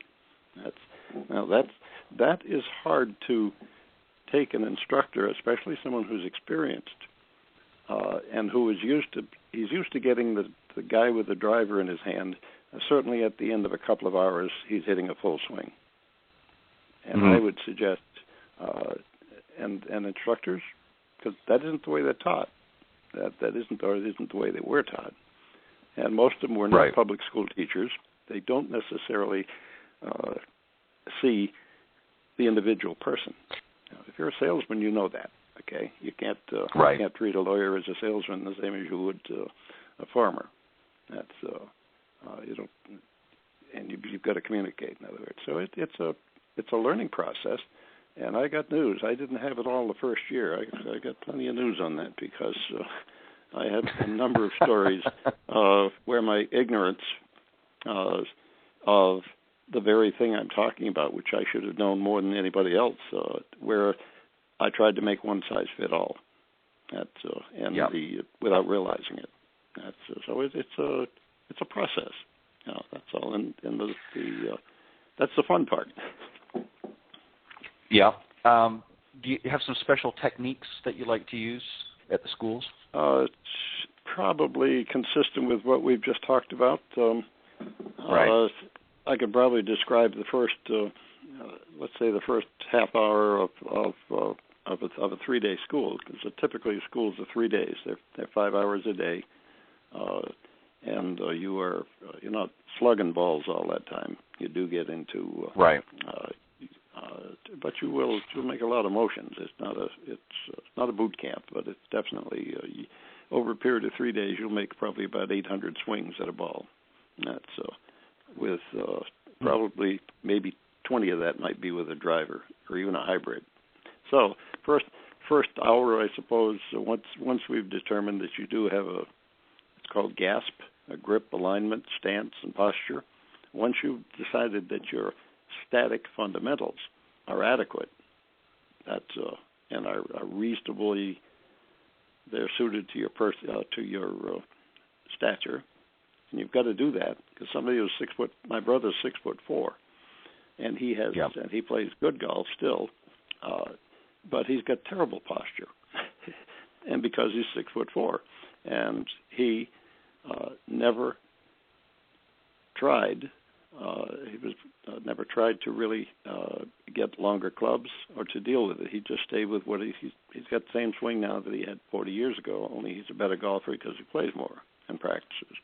So posture is important. Alignment, just being able to know that you are properly aligned, that's important. And certainly a grip. If you've got a crazy grip, you're asking for trouble. Okay. So grip, alignment, stance, and posture, that's what we call the static fundamentals. Then we'll grab a pitching wedge, or probably won't take a pitching wedge, probably take an 8-iron. And we'll start about 10 to 15 feet off the green, depending upon what your skill level is. If you're a single-digit player, I'm probably going to start you about 10 yards out there. But it's not going to be 10 feet, it'll probably be 10 yards because you're a little more advanced. Right. Well, the idea is, what can I do from 10 feet? I'm not trying to get it closer to the hole. I'm trying to see that your grip stays proper.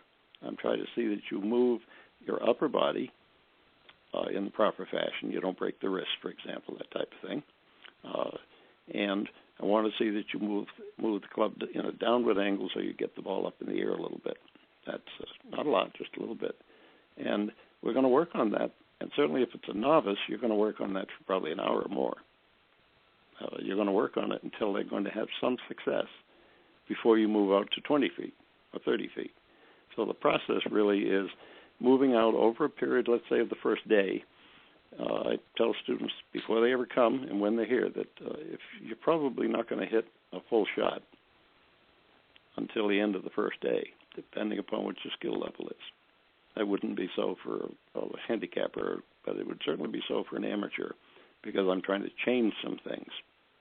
And if they don't want to change things, they shouldn't come to school. Because if they have it all, then they don't need to come to school. I mean, I have a lot of students who just barely break 90. They did once in a while, and they think, well, if you only give me a couple of ideas, if I can keep my driver in the fairway, I know I could be down in the low 80s. And yeah. Okay. If you want to pay me $1,000 to tell me that that's true, that's fine, but it won't work. So, and we talked about that actually on the segment before you came on, Coach's Corner. Right. We talked a little bit about that, and how a lot of people in their mindset, they want these quick fixes, and if you could just give me a couple of pointers here, but then they don't want to actually they don't want to put it into practice. They want to get the lesson, and they figure, okay, now I'm cured. The shanks are going away, or the slice is going to go away, and that just doesn't happen like that. They have to be able to put those thoughts and that process to work, and they need to practice it. And it's something that it's the best players in the world practice those. Everything from the static fundamentals to Nicklaus did that for years. I mean, he talked about that every time when he would start a new season, he went back to those static fundamentals every year, and he went through them from back to front to back every year before he went out and played. And that was because he wanted to make sure that he understood that he was doing everything correctly and it was working in the proper fashion, and that was why he was as successful as he was. Bruce, let me ask you, because there are some things in the golf business, and I want to give you obviously an opportunity in a little bit to talk about something new that you've been working on. But give us a little bit of an idea of what your business philosophy is. My business. Well, it happens that I know what it is. That's I had the distinct pleasure, and I have to pat myself on the back a little bit. The late Pat Summerall had a program back some years ago on Fox News, and it was business successes. And he actually contacted me about coming on. So I've actually had my 15 minutes of fame, like Andy Warhol. I was on national television on Fox News with Pat Summerall while he was alive. I was, and to my knowledge, it was the only golf school that he picked. And the reason he picked me was not because I had a big name, because that's not the case. Right. I'm not Butch Harmon or any of the big boys. That's and the my philosophy of business was I only do what I love to do. I try to do it as good as I can, and then I improve on it. And I'm still working on improving after 20 years in this golf business. I'm still working on improving what I started 20 years ago. That's pretty much my philosophy. Mostly I don't do anything I don't like, not very long. Well, and something too that I've talked about in this program as well, and obviously there's different teaching styles and things like that out there, and everybody has their own way of approaching things. But one of the things that I fear a little bit with the industry, and I've mentioned this very openly on this broadcast in the past, is number one, the equipment.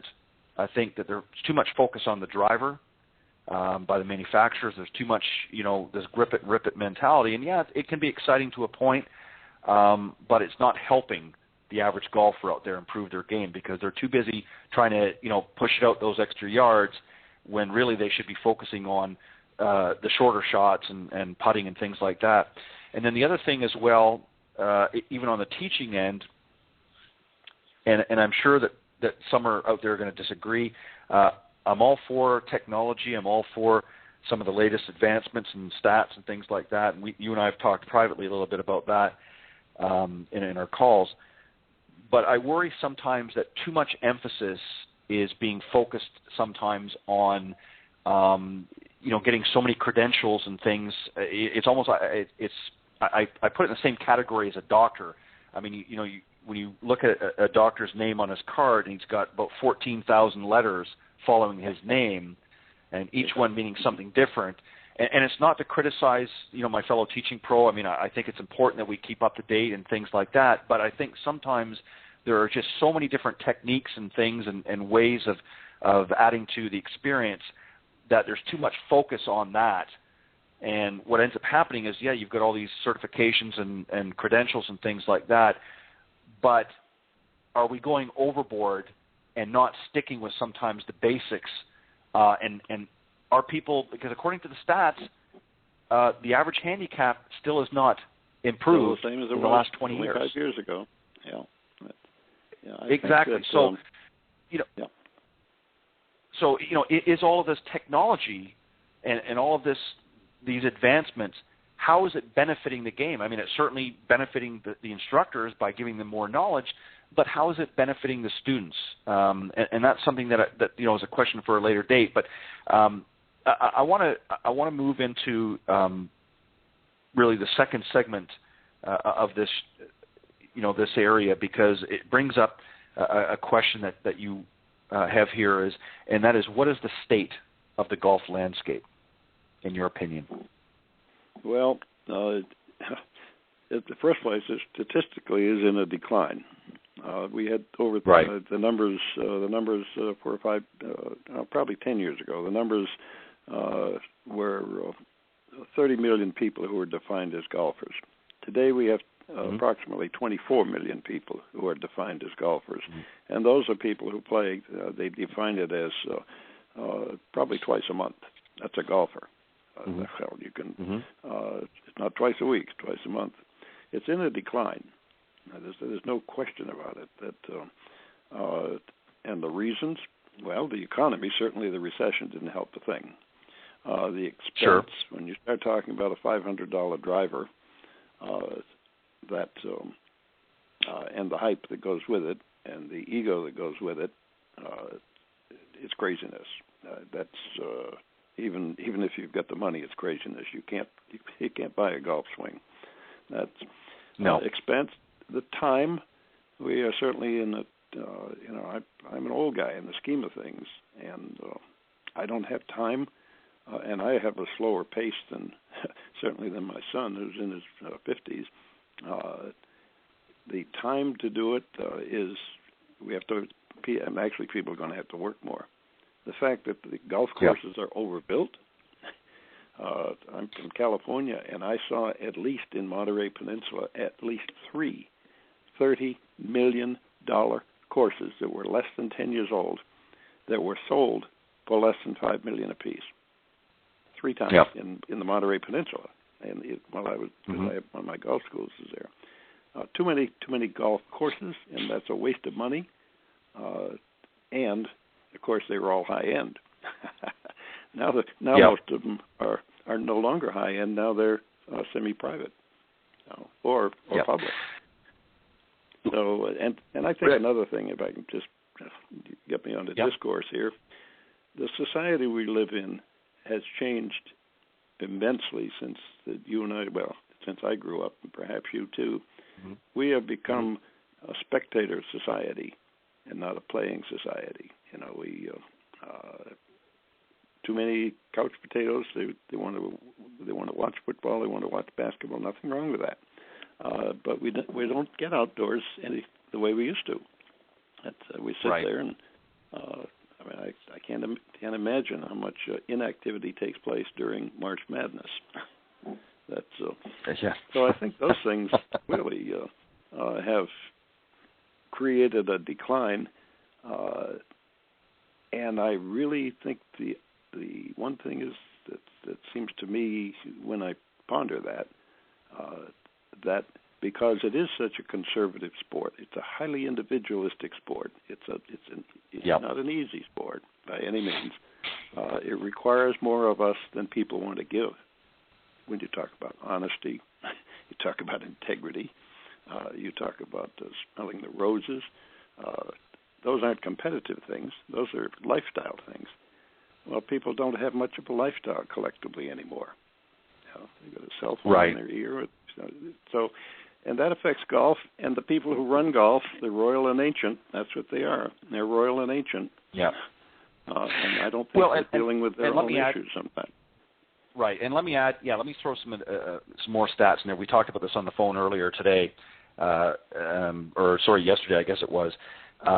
But just to sort of add to this very quickly, I did about 2 weeks ago on the program, maybe 3 weeks ago now, I talked about some articles that I had read, and I sort of summarized them all together on this very topic about the decline in golf. And, taking those numbers that you had mentioned, 24 to 30 million, potential golfers out there or classified as golfers. Since 2006, as an example, the number of rounds played by those golfers has decreased by 4.5% to 5% per year. And didn't know that. Mm-hmm. The two areas that really were the biggest culprits. Number two, and I'm going to do them not in order of importance, but number two was, of course, financial. Now, 80% of those golfers, of those 24 to 30 million golfers out there that are currently playing, and I'm, of course, referring to the United States, 80% of those are playing on public courses, and the average cost of public courses is about $45. They've decided it's $45 per round.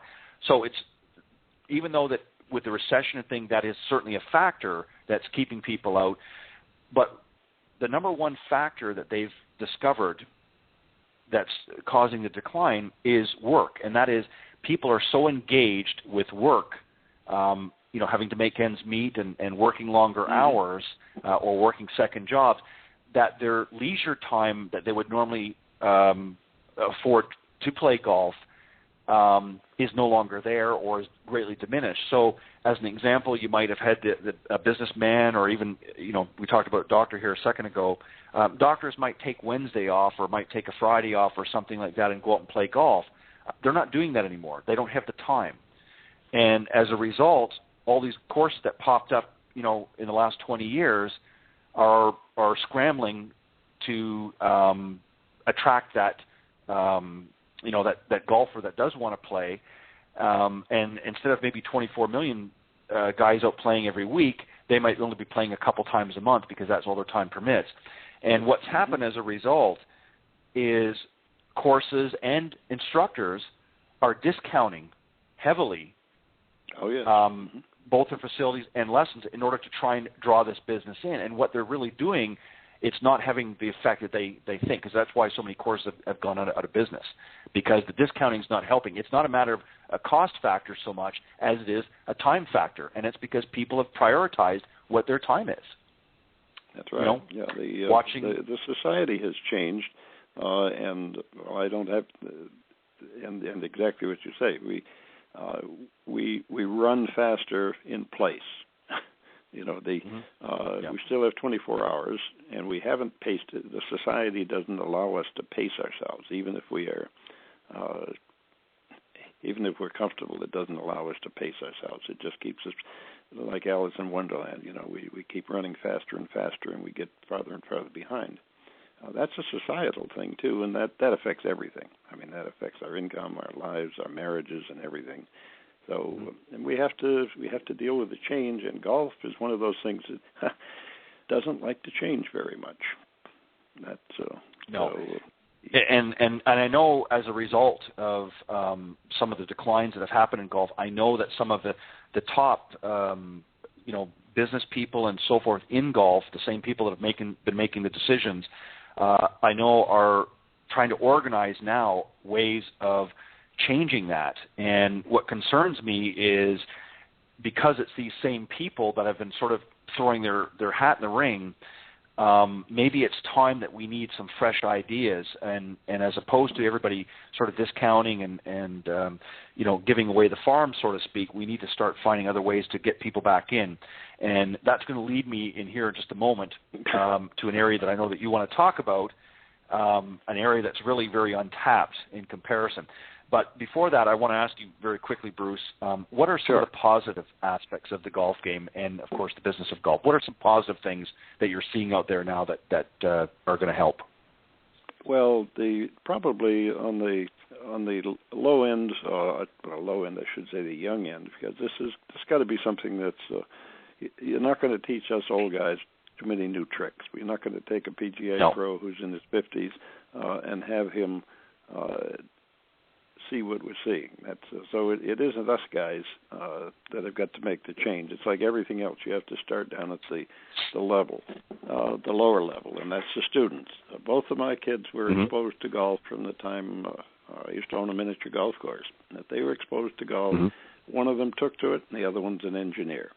But the one who took to it, it's a lifetime thing, and he still plays. And he was beating me when he was 13 years old. That's when you want to start him. Well, the first tee, I'm sure you know about that. That's for your disadvantaged and your lower income people. Certainly, that's been triggered by the efforts of Tiger Woods, but not just him. And the first tee has spread, and in almost every community now, there's a first tee representative. That's a big deal. That brings in the kids who don't have the money in the first place. I was fortunate enough to be able to afford a private club. That's most of the time. So you got to start there. The first tee is a big deal in my opinion. The other thing, which we're going to segue into in a minute or two, and that is what the Executive Women's Golf Association is doing for golf, and not just the business end, but if there is, in my opinion, and I think you and I are probably alike on this, in my opinion, the people that are doing the most to save the game, and I mean the game, I'm not talking just about making money at it, is probably the women. And the women, because golf has many subtle things to it. It's not all just a matter of competition. It isn't a matter of beating up on somebody. It's a matter of coming to grips with yourself sometimes. Right. So I think they're a tremendous force. I think the women are probably, in my opinion, the women are probably the most dominant force in the economics of golf right now. That's a way out opinion, but that's one of the reasons why economically that I'm interested in being in that in the vanguard, because they are doing it on an organized, networking, systematic fashion, and quite honestly, and I have no problem with this opinion, I do not see the male business people looking at the game in the same way. And so those are the things. The first tee and the women, I think, are the big deal. And I'm not sure I've got another better one. No, you hit it right on the nail right on the head. And that leads us into really our final segue here is you're just launching now a national golf school for women. Tell us a little bit about that and how that came about, and then we'll tell them where they can get more information if they want to participate. Sure. Yeah, with my other golf school, which was a typical golf school for 20 years, that 40% of my business came from women anyway. Okay, golf schools, the decision to come to golf schools invariably is either made by the woman or she's coming. She has to give her husband permission, used to be able to go away for a weekend for a golf school, 3 days. So the women have always been a substantial part, but the men are working harder now, longer, as you say. But the women are doing something, a statistic, one that I dearly love. From 2012, that women-owned businesses, that's only 2 years ago, women-owned businesses increased their average income from $95,000 a year to $110,000 a year. This was during the recession. Now, men who owned their own business did not have that kind of increase at all. The fastest growing share of the golf market is women. So being a reasonable businessman and having taught women for 20 years, and I enjoy the process because so much of, you ask me why, so many women are much better learners than men. They listen, not all of them, but they listen, and they actually, I won't say they're any easier to deal with, but they listen better. And especially if you're, if you know what they also can sense real quick, like whether you are on the point or not. So, I mean, it's a two-edged sword. But putting that aside, so I organized this program, which is two things, because these women are in business. The ones that I'm aiming for with the National Golf School for Women is the professional woman, or the C-level, the CEO type woman, owns her own business, right? Typically is independent in her own thinking, and who has a love of the game. Women do not compete the same way as some do, but most women do not just compete in their business life. They network. And women have discovered, and that's one reason why their income is going up, they have discovered clearly that golf is a great mechanism in which you can, if you will, to use the term, in which you can press against the glass ceiling. So that if you take the fastest growing market in the golf business, and it's the women, and if you take the fact that the women are making, in one sense, they're making money faster than the ordinary business man, it's not too much of a stretch for me to say, gee, I really ought to be there. So that's why we set this thing together. And what it is, it's workshops, and but the workshops consist of two parts. One part is, if you will, how can the ladies learn to network better using the vehicle of golf, because that is so significant. But the other half is what I've been doing for 20 years, and that is teaching them how to play the game, understand the game, and love the game, other than just simply how you're going to make money at it. And for that, we have LPGA professionals. The people who present these workshops are people in the industry, if you will, women who have been there, done that. This is not a theoretical exercise. This is people who know what they're talking about, both in golf. They're not teaching golfers, and they don't have to be great golfers, but they've been there, done that. And so that's what we do. And our first program, since you've asked me, that is going to be outside of Atlanta. It's called the Chateau Elan Resort and Winery, and it's going to be a 3-day program for this type of basically women who are already golfers and who are already business people. And that will be 3 days down there. We are actually working on the customers right now.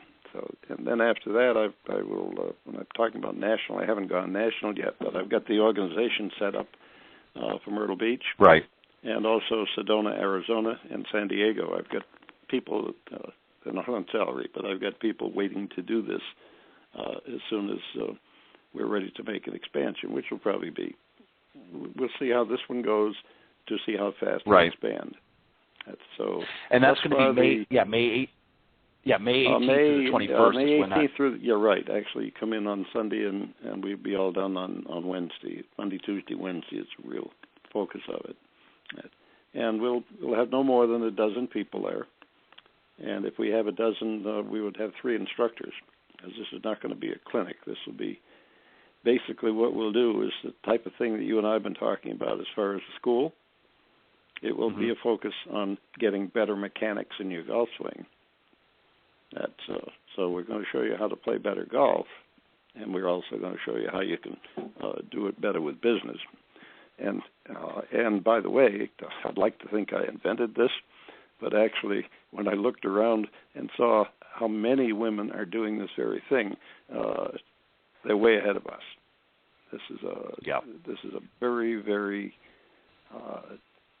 It's not just money. Business is one of the ladies I've met. She's writing a book, and she means it. She's writing a book, and the name of the book is How Golf Saved My Life. Now, not too many men would have that as the title of their book, but she did, and it had to do with her illness. It had to do with her divorce. It had to do with her financial problems, and through golf and networking, by the way, because it might have been through golf and the people I met in golf could be saved her life. I think that's worth talking about. I think that's worth listening to, and that's kind of, in a nutshell, that's what we're doing. Yeah, and that's why, you and I, when we talked before, I mentioned to you that one of the things that I'm going to be doing with my program is starting a new program, separate from, of course, the Golf Talk Live program, starting on April 8th, Tuesday mornings. April 8th will be the first launch of it, and LPGA Teaching Professional Cindy Miller is going to be co-hosting that with me, and that's going to be on from 9 a.m. To 10 a.m. Eastern Standard Time.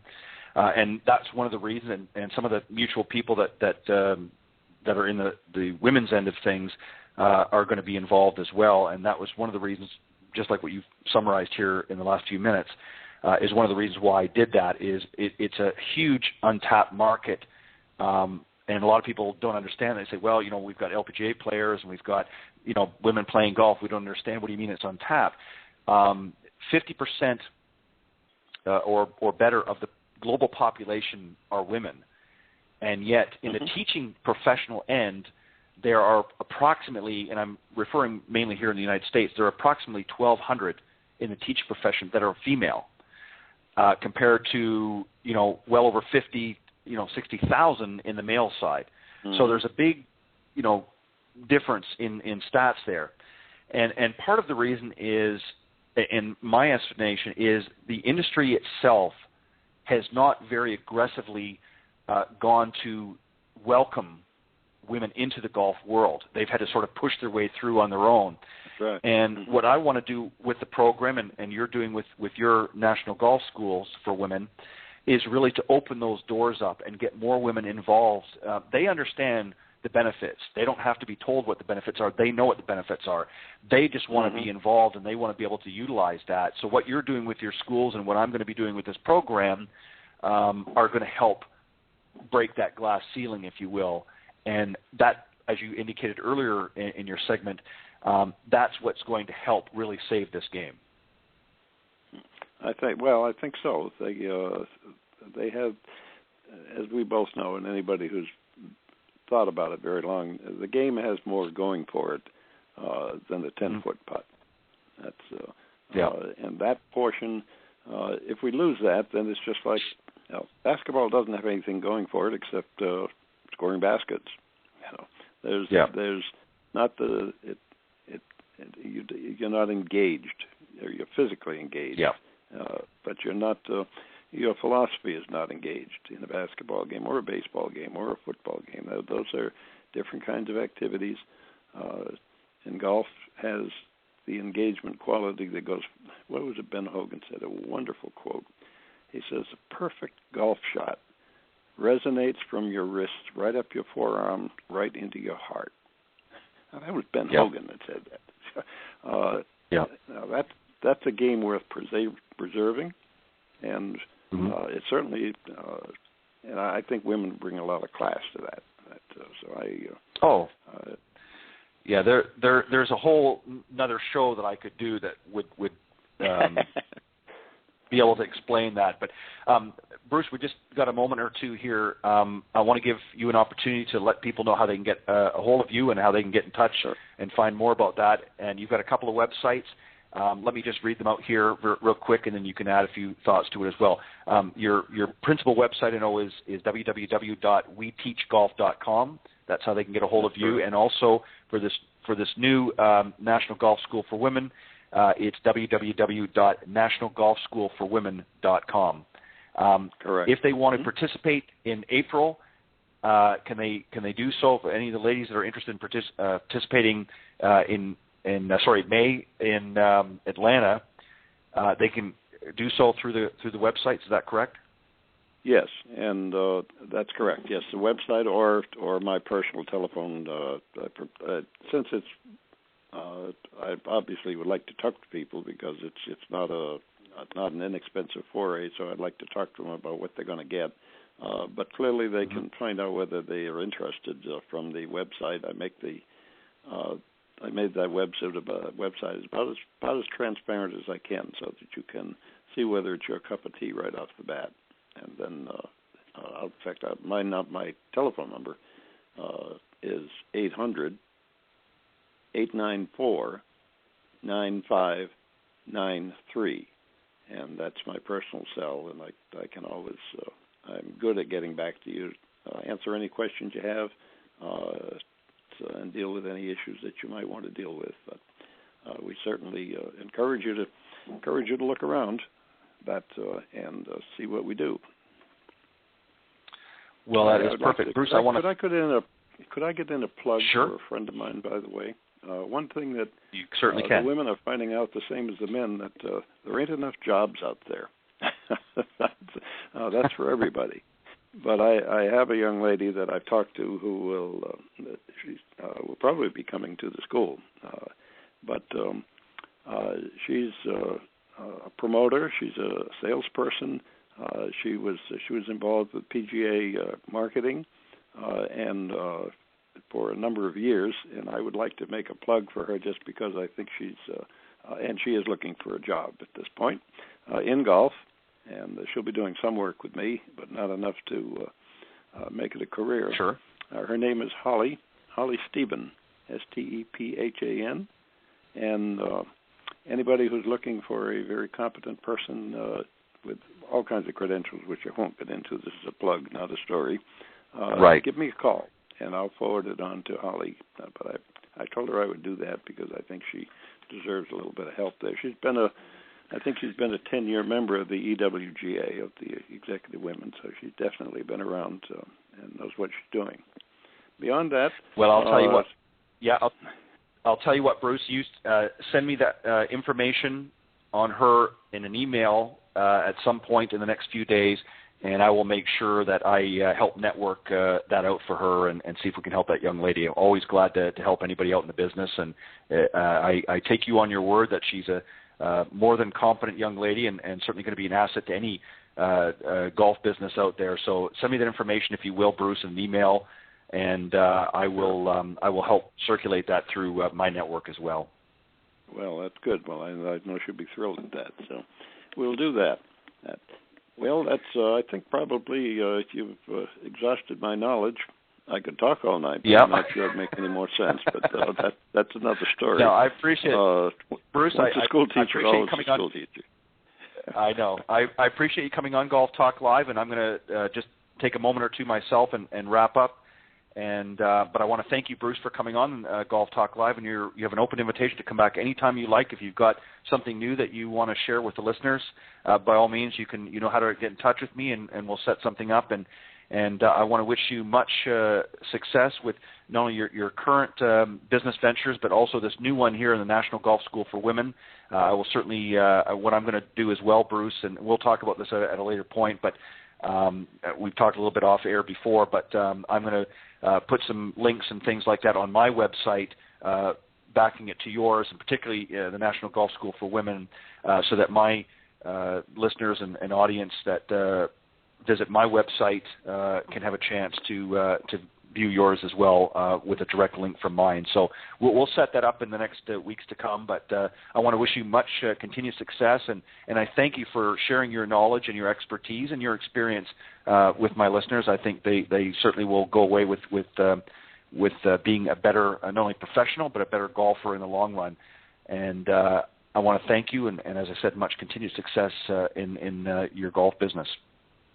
Well, thank you. I consider it a privilege to know you, because I know that you're really doing some good work here.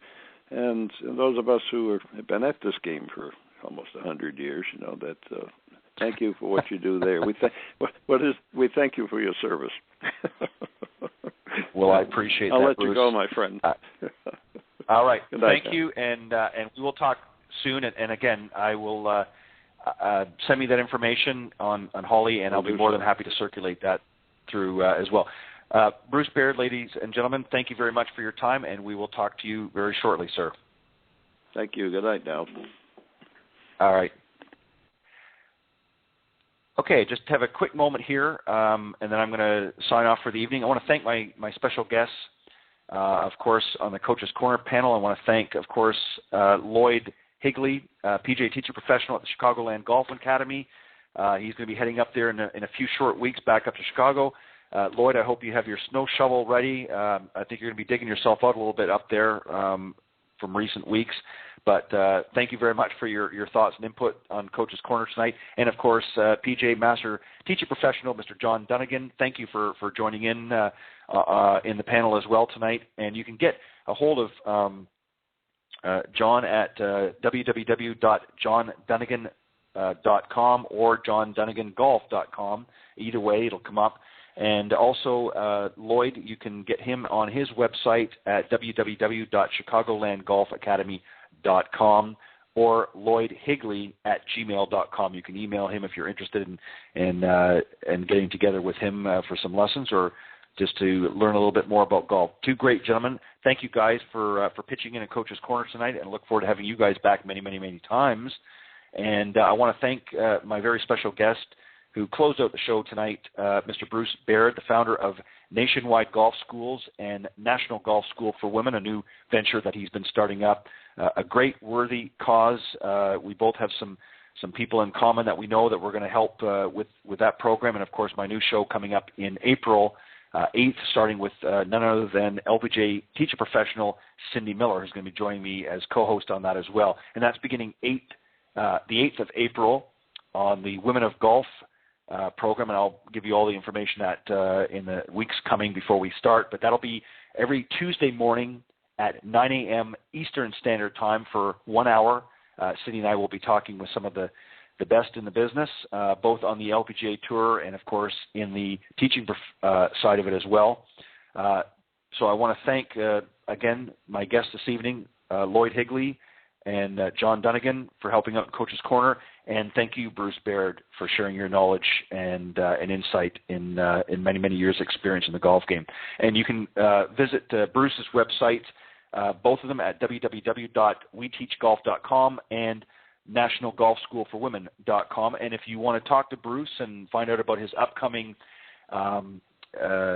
date outside the inaugural event for the National Women of Golf School, that's going to be in Atlanta on May 18th to the 21st. You can give him a call at his number, Bruce Baird, at 800-894-9593. I want to thank all of my listeners for tuning in each and every week. God bless every one of you for tuning in. I appreciate your continued support. And don't forget to tune in every Thursday night here on blogtalkradio.com's Golf Talk Live. Thanks, everybody. Have a great weekend, and I will see you next Thursday right here on Golf Talk Live. Good night, everybody.